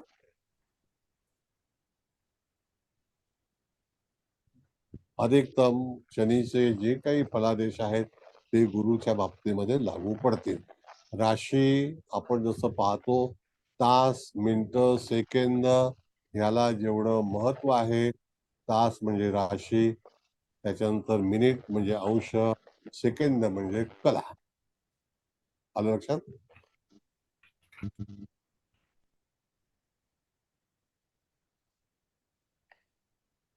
इंग्लिश मध्ये डिग्री. शनी सोबत नसता समजा, हा, तर मग काय फलादेश राहिला असता. नाही, शनी सोबत नाहीच आहे तो मॅडम.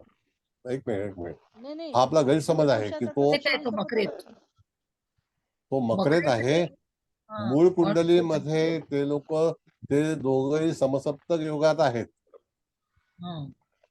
पण अक्षवेधांशामध्ये ते कुठे आलेत, मकरेमध्ये आले. ती युती नाही. ती युती भिन्न भिन्न स्थानातून आलेले लोक युतीमध्ये येत नाहीत.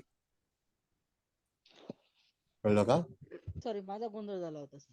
आलं लक्षात, आलं लक्षात. भागवत मॅडम बोला. अरे गुरुचं आता ते तुम्ही सांगितलं की मारक स्थानचा अधिपती शिवाय तो मारक स्थानात आल्याशिवाय त्या तो अक्षवेधांशात मकरेत निश्चितचा झालेला आहे.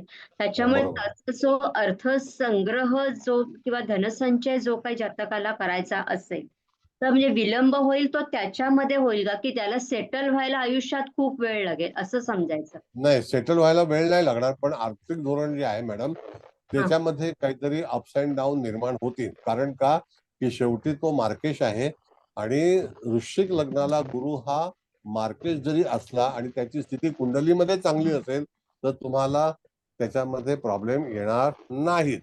पण अक्षवेधांशामध्ये त्याची स्थिती जर मकर राशीशी संबंधित असेल तर त्या ठिकाणी जेव्हा पैसे कमवायचे असतील त्यावेळेला तुम्हाला दीर्घकाळ घालवावा लागेल किंवा खर्च करावा लागेल. ओके, बोला. अजूनही लक्षात येत नाही का कोणाच्या. अगदी चांगल्यापैकी विचार. येते सर लक्षात. Good, very good, very good. Sir मग चंद्रकेतूचं काय फळ राहील या ठिकाणी. चंद्रकेतूचं फळ हे मुळातच वाईट आहे आणि अक्षवेधांशामध्ये पण वाईटच आहे. अच्छा, दोन्ही ठिकाणी हो वाईटच आहे म्हणजे चंद्राचं वाईट फलित बदललेलं नाही. नाही. आता जर समजा मॅडम असं आहे की जे मूळचे ग्रह चंद्रकेतू आलेले आहेत तर राहू सुद्धा समोरच आलेला आहे नाही का, आणि अक्षवेधांशामध्ये राहू एकत्र येऊन बसलेला आहे म्हणजे चंद्राची स्थिती निश्चितच हानिकारक आहे. मूळ कुंडलीमध्ये चंद्र हा केतुयुक्त आहे आणि अक्षवेधांश कुंडलीमध्ये चंद्र हा राहू पण युक्त झालाय आणि केतुयुक्त, आणि तो भाग्येश आहे. तो भाग्येश आहे. मग चंद्राचं फलित जेव्हा केतू किंवा राहू सोबत असतं तर त्यावेळेला चंद्राचं फलित केतुयुक्त असेल तर त्या ठिकाणी जातकाला बऱ्याच गोष्टी त्या सॅक्रिफाय कराव्या लागतील किंवा अलिप्तता निर्माण होईल किंवा काही कलह निर्माण होईल, त्याग करावा लागेल, अडचणी निर्माण होतील आणि त्या अडचणी सर्व अडचणी चंद्राला भोगाव्या लागतील. रिलेटेड फॉर्च्यून हाऊस, ज्याला आपण म्हणतो भाग्यस्थान. ओके सर, भाग्यस्थानासंदर्भात जातकाच्या जीवनामध्ये निश्चितच चंद्रा हा सुस्थितीमध्ये नाही आहे, त्याच्यामुळे त्याच्या जीवनात त्या संदर्भात आंदोलन होती न. ऐकणे सोपं. आलं लक्षात सर, आलं.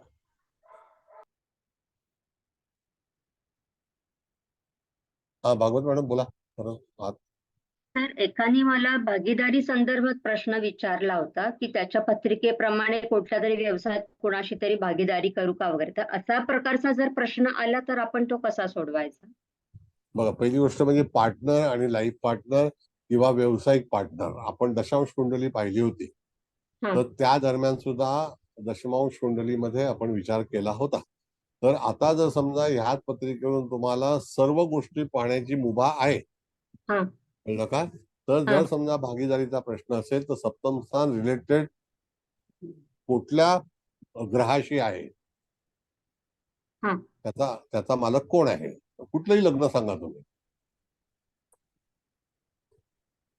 बोला.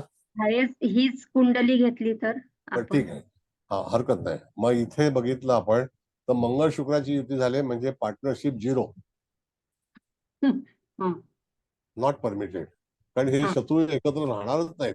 पहिली गोष्ट लक्षात घ्या, ज्या ज्या राशी तयार झालेल्या आहेत तर तुम्ही सूर्यसिद्धांताप्रमाणे पण बघा, ज्या राशी एकमेकाच्या समोर जेव्हा येतात तर त्या एकमेकाच्या शत्रू म्हणूनच तिथे विचार केलेला आहे आणि अशाच वेळेला त्या ठिकाणी जातकाच्या जीवनामध्ये ती आंदोलनं होतातच.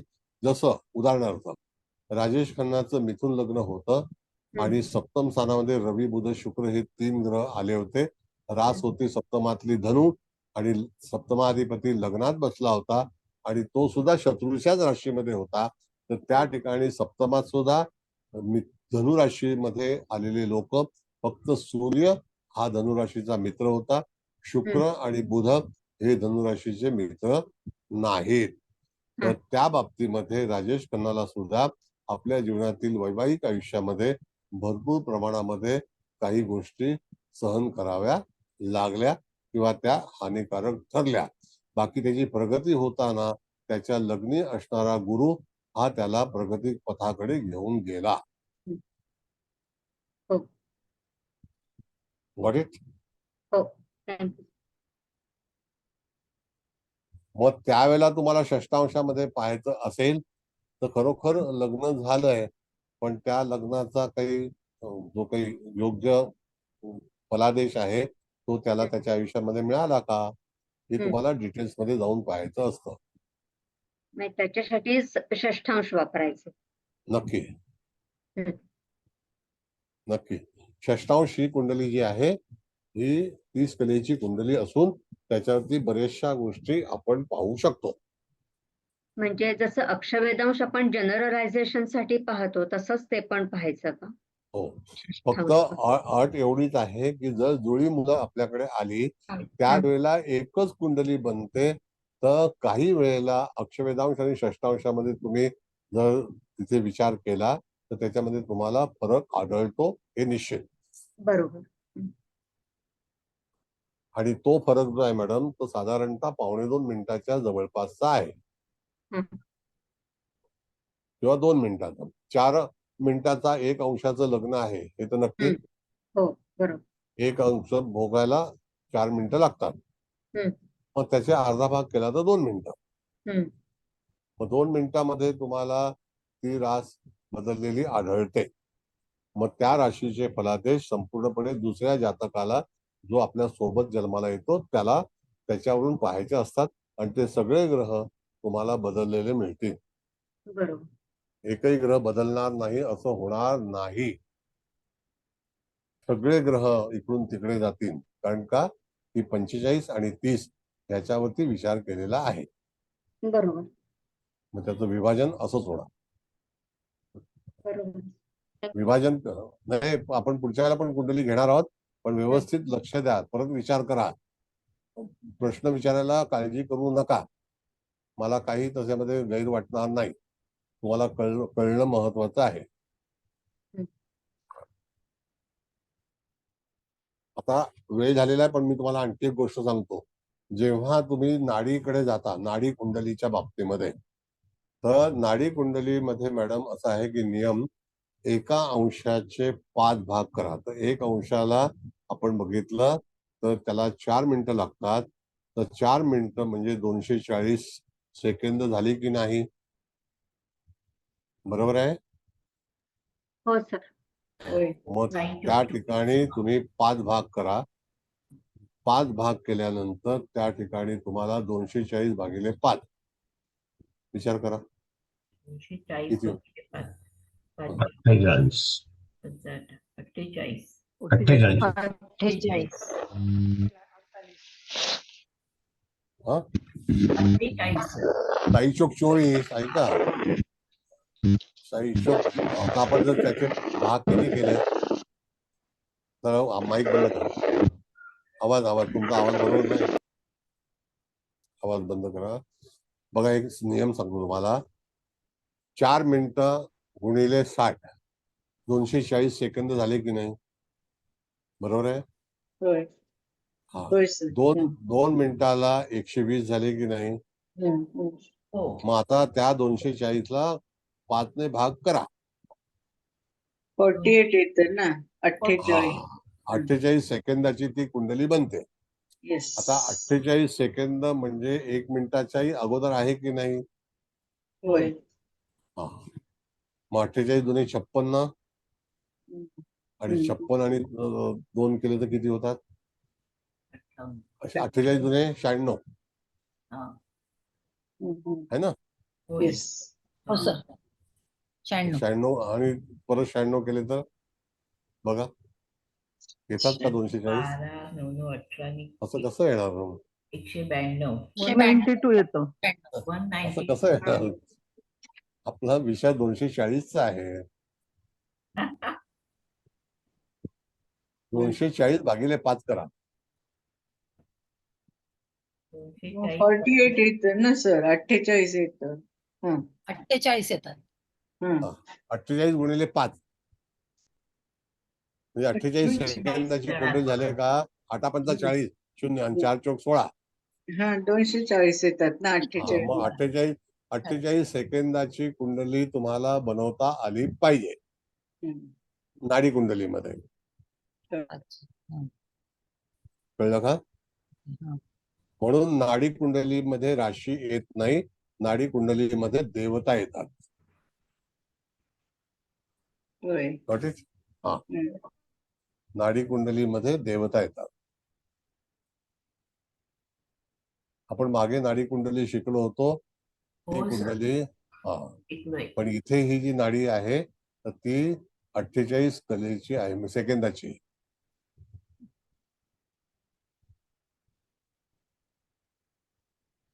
बरोबर का? सर 48 सेकंदाच्या कुंडलीचं एखादं एक्झाम्पल घ्याल ना, म्हणजे समजेल आम्हाला. आता त्याला त्या देवता सगळ्या शोधाव्या लागतील मॅडम. 48 सेकंदामध्ये तिथे राशींचं हे केलेलं नाही. त्या सगळ्या मिळून 700 जसं आपण एखाद्या याच्यामध्ये बघितलं तर त्या ठिकाणी तुम्हाला सगळ्या देवता आहेत. एका राशीचे किती भाग आता एका अंशाचे 5 भाग, बरोबर आहे. 30 अंशाचे 150 भाग झाले एका राशीचे, बरोबर आहे. 150 गुणिले 12 1800 भाग झाले का बघा. 150 गुणिले 12 करा. 12 5 60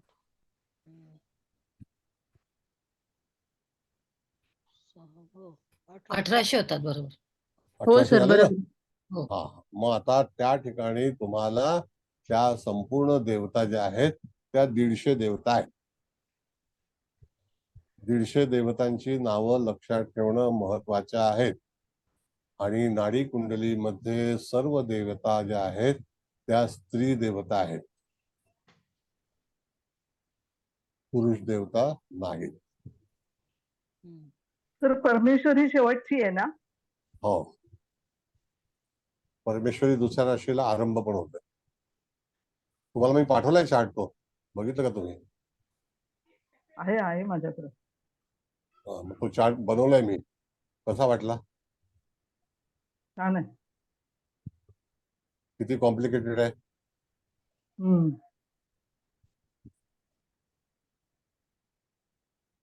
ते बनवायला पण हे लागतं ना.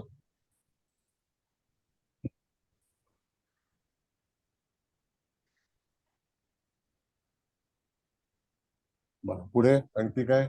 आता 9 वाजायला आले. काय विचारायचं आहे विचारा, नाही तर अभिप्राय द्या. आपण पुढच्या वेळेला पुन्हा ही कुंडली घेणार आहोत, म्हणजे वेगळी, ही नाही, वेगळी. सर मी एक विचारू, थोडीशी शंका माझी. बोला. जर आपल्याला फायनान्शियल कंडिशन बघायची असेल तर पत्रिकेमध्ये गुरुच बघायचे ना, गुरुची हे कुठल्या स्थानात कसं आहे ते बघायचं ना.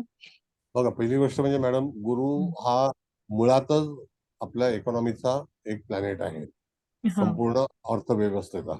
दुसरा भाग आपल्या नशिबामध्ये कधी कधी राहूचं धन पण असतं, कधी कधी शुक्राचं पण असतं, कधी कधी शनीचं पण असतं. प्रत्येक ग्रह धन देतो, पण त्याचा जे काही मागणी आहे किंवा आणणं आहे तो त्याच्यावरती आहे. जसं बुध हा ग्रह व्यापाराने धन मिळवून देतो, बरोबर, किंवा वाचेमुळे, मीडिएटरमुळे, मध्यस्थी यामुळे धन मिळवून देतो. राहू जो आहे तो अंडर टेबल धन मिळवून देतो, कळलं का? केतू आहे, आलेलं धन निघून पण जातं, धन राहत नाही, असा पण भाग आहे. एखाद्या वेळेला समजा शनीचं ग्रह आहे, तो इंडस्ट्रीमधून किंवा सरकारी क्षेत्रामधून आपल्याला धन मिळवून देतो. या सगळ्या गोष्टी ज्या आहेत त्या आपल्याला माहिती असणं गरजेचं आहे. बरोबर. Okay, thank you sir. पण मूळ इकॉनॉमीचा कारक ग्रह हा जो आहे हा गुरु आहे. ओके. जसं आज सोनं 68,000 रुपये झाले. हो, थँक्यू आता सर. तो 1 लाख रुपये जाईल. हा, बोला भागवत मॅडम, विचारा. तर आता जसा हा धनाचा विषय निघाला, तर आपण जेव्हा सूक्ष्मांशामध्ये जेव्हा एखादा ग्रह धनांशामध्ये वगैरे असतो, तर तेव्हा पण तो आपल्याला धन मिळवून देण्यासाठी वगैरे म्हणजे काम करतो का? कसं, म्हणजे सूक्ष्मांशात असेल तर कसं होतं? काय म्हणाला तुम्ही? सूक्ष्मांशात जर कुठलाही ग्रह धनांशात असेल तर याचा अर्थ त्या ग्रहापासून आपल्याला धन मिळेल त्या जातकाला, असा होतो का? असा म्हणजे माझा मेन.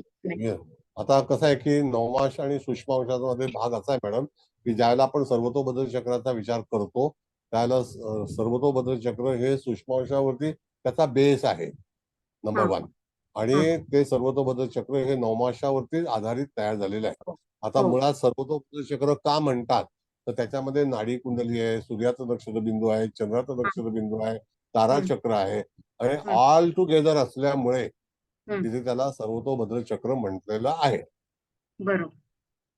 असं त्यामुळे एखाद्या जातकाच्या कुंडलीत एखादा ग्रह जर धनांशात असेल तर आपण तिथून पण त्याला धन मिळण्याची एक शक्यता आहे असं आपण सांगू शकतो. हो, तिथून म्हणजे एखादा ग्रह समजा धनांशामध्ये आहे तर त्यावेळेला तो मनुष्य त्या माध्यमातून धन मिळवू शकेल. आणि धनांश हा जो आहे हा कर्क राशीकडे दिलेला आहे.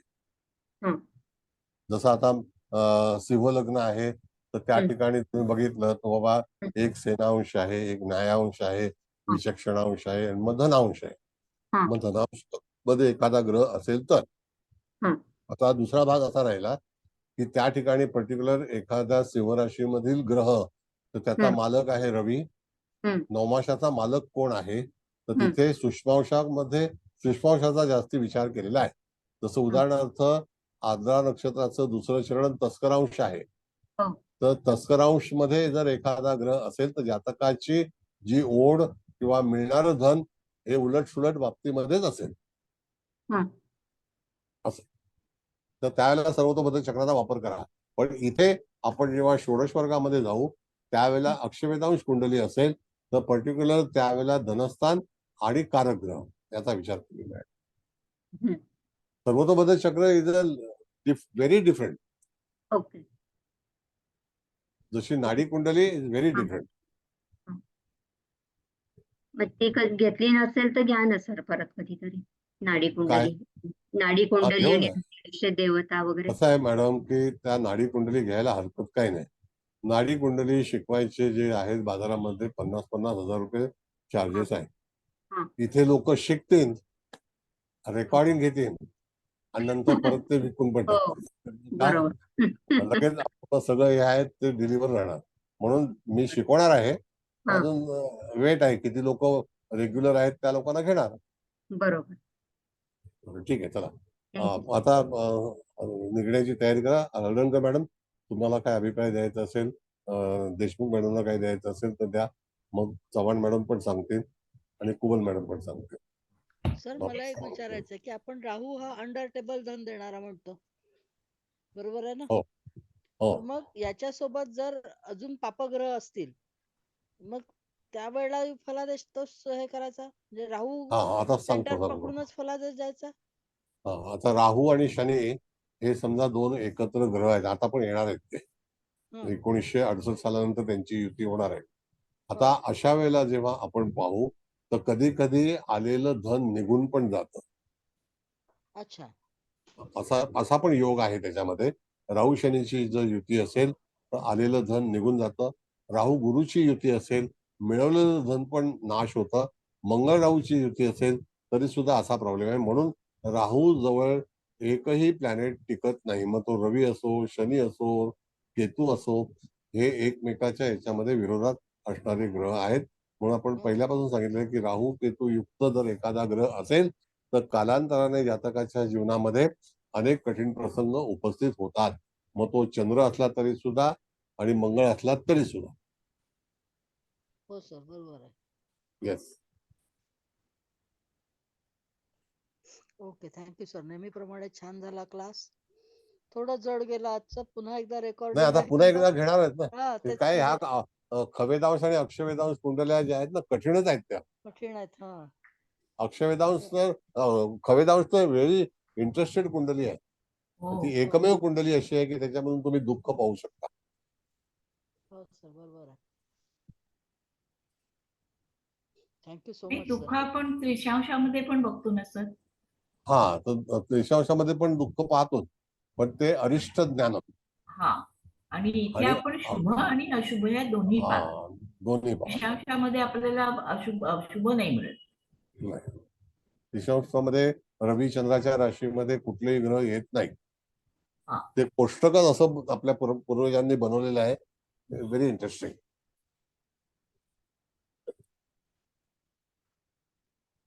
बोला. आता 48 सेकंद म्हणजे तुम्ही किती. हा बोला बोला मॅडम बोला. आजच्या पत्रिकेमध्ये म्हणजे आपल्याला नित्याची समस्या आहे की जुळी मुलं झाली तर आपण असं समजत असतो की एवढा काही फार फरक नसतो. ते पण त्यांच्या आयुष्यामध्ये खूप डिफरन्स प्रत्यक्षामध्ये आढळून येतो. हा Yes, correct. आतापर्यंत आमचा मनातला एक प्रश्न होता. तो या आजच्या कुंडलीच्या ह्याच्याप्रमाणे तुम्ही खूप चांगल्या पद्धतीने सांगितलं. आज जेवढं सांगितलंय तेवढं सर कळलेलंच आहे. पण पुन्हा एकदा घेतलं की ही गोष्ट अजून क्लिअर होईल. पण हो घेणार. काही गोष्टी इतक्या व्यवस्थित क्लिअर झाल्या की अक्षवेदांशामध्ये पहिले लग्न कुंडलीमध्ये जे लग्न त्याला ओरिजिनल लाभलेलं आहे त्याच्या मित्र ग्रहाचं जर लग्न त्याला अक्षवेदांशामध्ये जर मिळालं तर त्या ग्रहांचा फायदा होऊ शकतो किंवा त्याच्यामध्ये त्याला पॉझिटिव्ह परिणाम मिळू शकतात. हा एक Yes. चांगला म्हणजे लक्षात घेण्यासारखा आणि लक्षात ठेवण्यासारखा मुद्दा तुम्ही सांगितलात.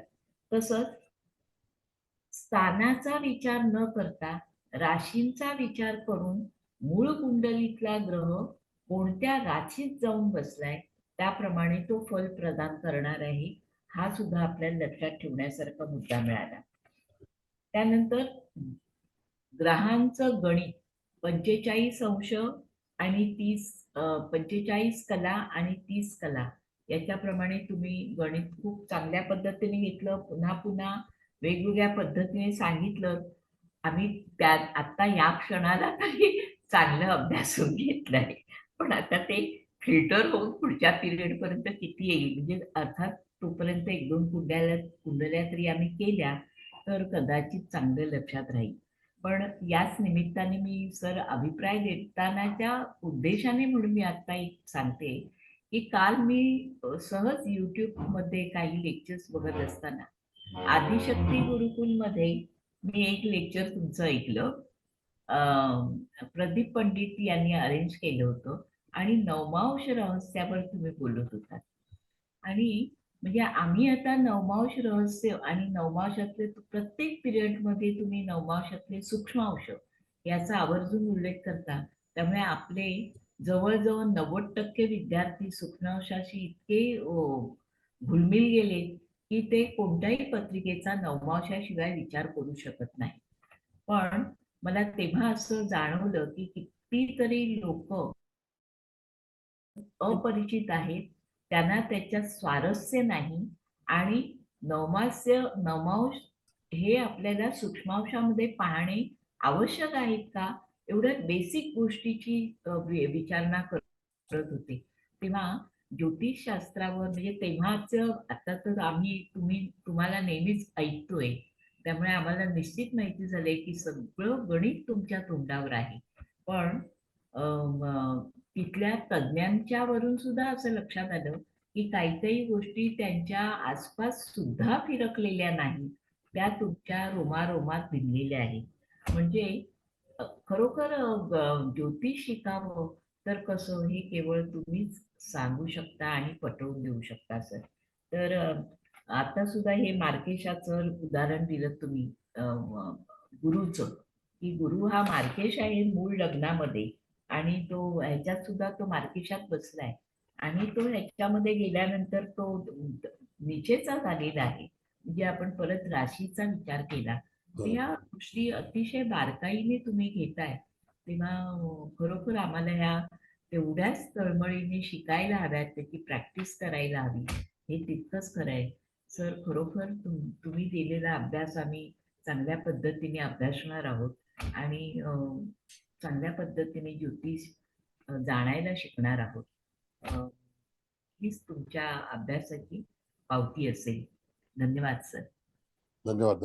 कसं आहे मॅडम की माझं शिक्षण झालं ना लहानपणी, तेव्हा आम्हाला पावकी, निमकी, अडीचकी, दीडकी याच्यामध्ये झालं.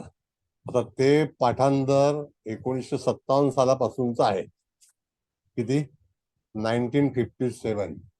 पण सर तुम्ही ज्या काळात शिकलात तेव्हा पावकी निमकी त्याच्या आधी साधारण तुमच्या आधी 5-6 वर्ष जन्मलेली लोक त्यांना ते जास्त होतं. तुमच्या वेळेत असेल असं नाही वाटत मला, पण तरी नाही मला होतं. आहात. मला दुसरीमध्ये पण होतं, तिसरीत होतं, चौथीत होतं, 5वीत होतं पावकी निमकी.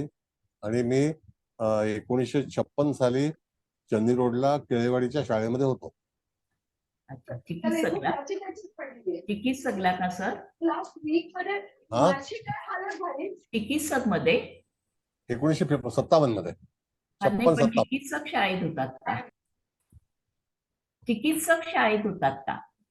चिकित्सक केळेवाडीतली शाळा कोणती? चिकित्सक नाही, केळेवाडीला साहित्य संघ मंदिर जे आहे ना त्याच्या बाजूला बघा कॉन्व्हेंट स्कूल आहे.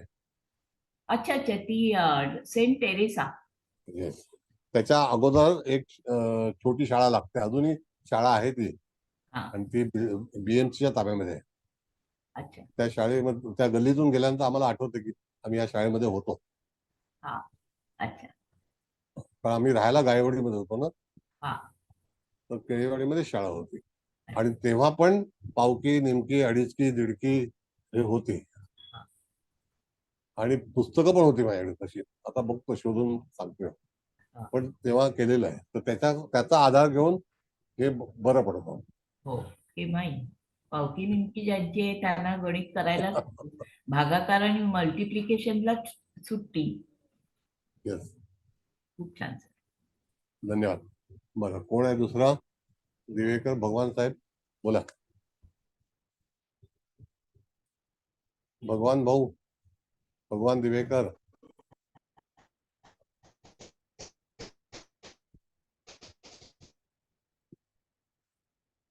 बरं ठीक आहे. आता चव्हाण मॅडम, तुमचा अभिप्राय सांगा. सर, अक्षवेदांश आणि षष्ठांमध्ये हा सर माईक आवाज नेटवर्क नाही. नाही. चव्हाण मॅडम बोला. हा, हळदणकर मॅडमने सांगितलं ते अगदी तंतोतंत बरोबर आहे की तुम्ही अक्षरशः सगळं तुम्हाला तोंडपाठ आहे, तोंडावर गणित आहेत आणि गणिती भाग पण छान सांगितला त्यामध्ये. तो तर डोक्यात आता फिट बसेल सगळ्यांच्या. आणि अक्षवेदांश पण बघताना कसं बघायचं जुळ्यांच्या आवाज कुंडलीमध्ये येतोय का? ते चांगलं कळलं. हा बोला भगवान दिवेकर. दिवेकर साहेब, तुमचं नेटवर्क बरोबर नाहीये. नेटवर्क बरोबर नाहीये. तर थँक्स सर, भरपूर तुम्ही चांगलं सांगितलं, शिकवलं. आणि एवढं मला नाही वाटत कोण एवढं चांगलं घेऊ शकतं, एकदम तंतोतंत. तर हा मॅडम, परत एकदा घ्यावी कुंडली असं वाटतं मला. परत एकदा घ्या, ठीक आहे. चांगलं घेऊया. लक्षात आहे. Thank you sir. Thank you madam, thank you. हा, दिवेकर साहेब बोला.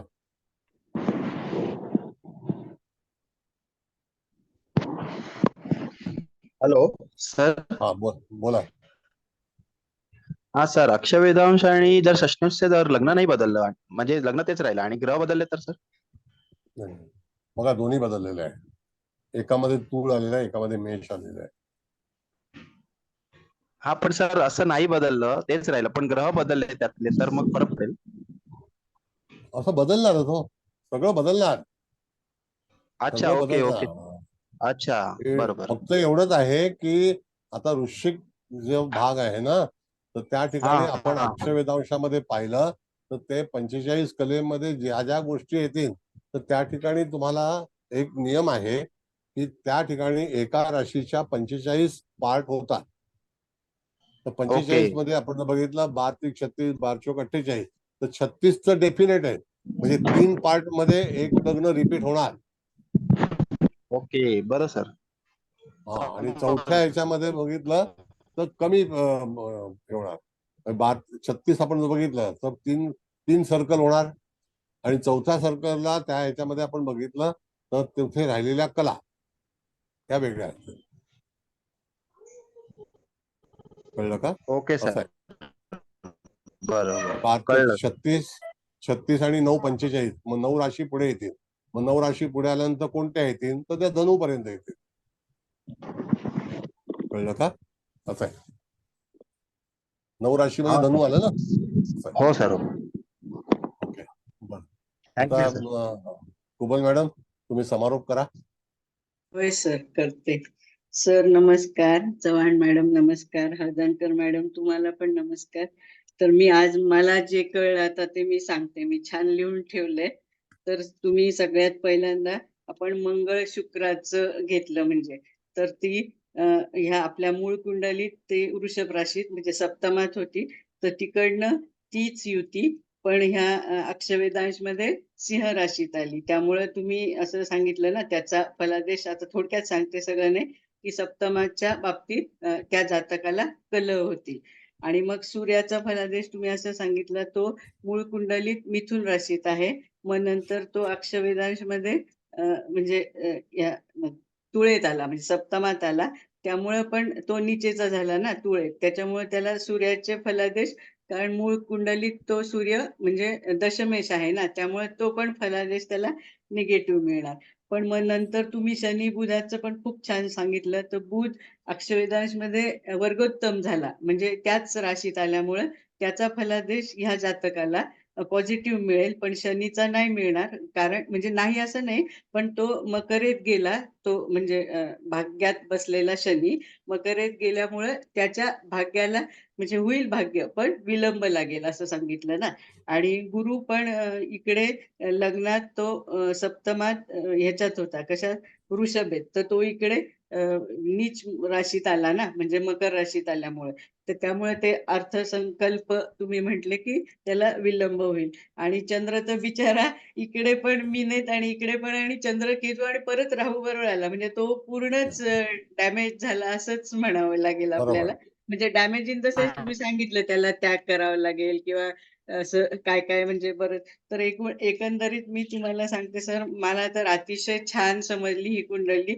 अजून तुम्ही घ्याच परत, सगळ्यांच्या विनंतीनुसार माझी पण विनंती म्हणजे अजून चांगले कळेल. आणि तुमचे तर आभार कसे मानावे, म्हणजे एवढ्या मायक्रो मायक्रो मायक्रो लेवलची, सुपर मायक्रो लेवलची कुंडली तुम्ही इतकी छान शिकवता. आणि पहिल्याच ह्याच्यात आम्हाला ती ऍटलिस्ट 60% पर्यंत तरी कळते. म्हणजे हे शिकवणारच पण खूप आहे. आम्ही तर आता जेवढं जेवढं आम्हाला घेता येईल तेवढं घेतो. पण सर अगदी म्हणजे तुमचे किती थँक्स मानायचे, माझ्याकडे तर शब्द नाही. पण तरी सुद्धा नेहमीप्रमाणे मी hats off to you and your divine soul. Thank you, कोटी कोटी धन्यवाद. आणि परत विनंती करते सर्वांच्या वतीने, परत आपल्याला वेळ जरी होतोय पुढे जेमिनी पण आम्हाला शिकायचंय, पण तरी तुम्ही अजून तरी एक कुंडली लावालच. हो हो, आणि जेमीन लावा, मी सगळी तयारी. ह्याच्याबद्दल आता हळदणकर मॅडम बोलल्या म्हणून मी बोलत नाही, पण ही म्हणजे इतकं सूक्ष्म जाऊन, म्हणजे आपण त्या जुळ्या मुलांसाठी अतिशय अतिशय उत्तम आहे. म्हणजे असं जर आलं समजा 2 मिनिटाचा फरक, तर काय जास्त हे नाही ना, पण ह्याच्यातनं आपल्याला केवढं म्हणजे ह्याच्यात आपण, आणि आपल्याला दिसतं पण ना, 2 मुलं झाले तर म्हणजे एक कसा एकदम उच्च लेवलला जातो, एकाचं मे बी म्हणजे, पण आपल्याला ते कळत नाही. सामान्य माणसाला वाटेल अरे कुंडली तर सारखीच आहे, पण जो ह्या लेवलनी म्हणजे ती कुंडली वाचेल तर तेव्हाच कळेल. माय गॉड सर, खूप खूप खूपच म्हणजे धन्यवाद शब्द कमी आहे, पण ह्याच्यापेक्षा आम्ही तुम्हाला आता काही जास्त म्हणू नाही शकत. Thank you very much sir. मी तुम्हाला एक गोष्ट सांगतो. हम्म. अमिताभ बच्चनचा एक पिक्चर आला होता, त्याचं नाव होतं great gambler. Great yes, gambler. हा. त्याच्यामध्ये 2 हिरोईन होत्या. 1981 सालचा पिक्चर आहे. 79 आणि 81च्या सालामध्ये शूटिंग झालं होतं. त्याच्यामध्ये सुद्धा अमिताभ बच्चनचा डबल रोल आहे. दोन्ही भावंड आहेत. येस. तर एकाचं नशीब जे आहे ते सीबीआय मध्ये जातं आणि एकाचं नशीब आहे ते पत्ते खेळण्यामध्ये, चोरीमध्ये जातं. तर म्हणजे मला आठवण आली ती की अक्षवेधांश आणि षष्ठांशाचा जो भाग आहे तो कसा विचार करतो. तर आवर्जून तुम्ही द ग्रेट गॅम्बलर पिक्चर पहा. त्याच्यामध्ये दोन्ही भूमिका तुम्हाला कळतील. आणि मुख्यतः म्हणजे असं आहे की त्या काळातला कैरो तुम्हाला पाहायला मिळेल की कैरो किती सुंदर सिटी होती आणि आज कैरोचे वाटोळ झाले. म्हणजे तिथे सगळं शूटिंग जे आहे ते आउटडोर झालेलं आहे. तर एनिवे, आता शूटिंगचं गोष्ट नाहीये, पण धन्यवाद पुन्हा एकदा. पिक्चर बघताना नेहमी ऑब्झर्वेशन फार महत्वाचं आहे. कुठला कलाकार काय कला करतो त्यापेक्षा त्याच्या ह्याला महत्व आहे की आपण तो खरोखर तिथे स्टोरी काय आहे, त्याची हालचाल कशी आहे, कृतीत चुकलाय तो, तर आपण फक्त पिक्चर बघतच असतो. बऱ्याच ठिकाणी फिल्म इंडस्ट्रीमध्ये चुका होत असतात. म्हणून डायरेक्टर फार महत्वाचा आहे. सर प्रेझेंटेशन सगळ्यात महत्वाचं आहे सर. हो हो, ते आहे. म्हणून टिनू आनंद म्हणून नावाचे एक हे आहेत डायरेक्टर. तर त्यांनी अमिताभ बच्चनला सांगितलं होतं की मैं जो डायलॉग बोलूंगा उसमें पब्लिक ताली बजाएगी. आणि जसं शहनशाह नावाचा पिक्चर आला माहिती तुम्हाला? हो सर. टिनू त्याचे आनंद सगळे ऍक्टर पण होते ना सर, ऍक्टिंग पण करायचे ना सर ते. ऍक्टर पण आहे आणि डायरेक्टर पण आहे. तर टिनू आनंदने ते कम्प्लिटली पिक्चर डायरेक्ट केलं होतं आणि एवढं सुंदर पिक्चर चाललं. आणि अमिताभ बच्चनला त्यांनी सांगितलं होतं की हा पिक्चर जो बनेल ना तो एवढा पॉप्युलर होईल की विचारू नका. सगळे डायलॉग त्यांनी दिले, एकही डायलॉग फेल नाहीये. रिश्ते में हम तुम्हारे बाप लगते हैं, हा डायलॉग बघा तुम्ही. माझं सिनेमा पाहण्याचं तंत्रच वेगळं आहे.